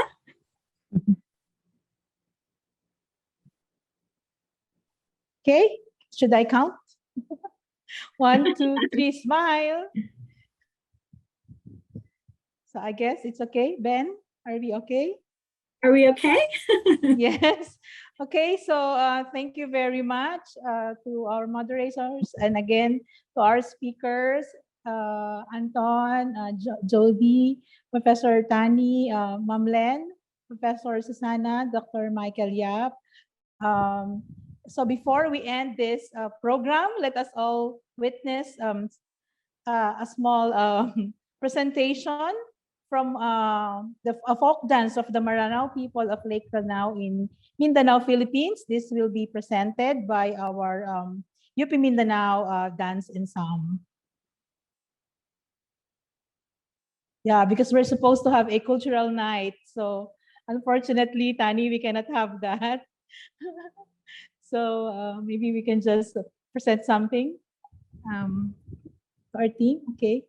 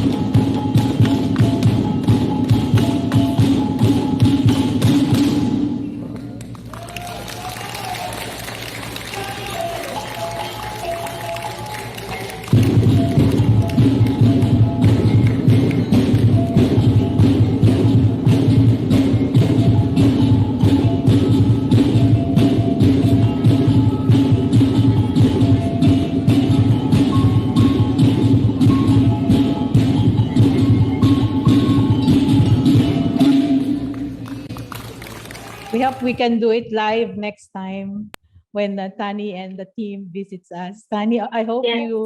you enjoyed our small presentation for you guys. It was Dr. amazing. Leila will Thank you so dance. much. Thank you very much. That was So, absolutely I incredible. guess- Thank you very much, Leila and team. I mean, this has been so well organized and very impressive. Thank you very much, you, thank Tani. Go ahead, Cyrus. All right. So to everyone who joined us today, thank you for joining day one of the One Health in the Era of Omics webinar. Don't miss the following speakers for our day two webinar that is tomorrow. Visit the official pages of the Philippine Genome Center Mindanao to register in tomorrow's webinar and get updated on other upcoming webinars. We hope to see you here again tomorrow. To get your certificates of attendance from this webinar, please click the link in the chat box, stand there or there on the side, and we will send you your certificates afterwards. So once again, thank you all very much for joining day one. So this is the second Mindanao-wide genomics webinar with the One Health in the Era of Omics. Stay safe, goodbye, and see you tomorrow for day two. Stay safe, bye, thank you. Thank you, Tani. And Professor Susan, nice to meet you. Thank you so much. Thank you. I think Martin also joined us a while ago. Thank you, Professor Martin. And Julius, I guess, he was here. Thank you to our speakers. Looking forward to tomorrow. Yeah, see you tomorrow.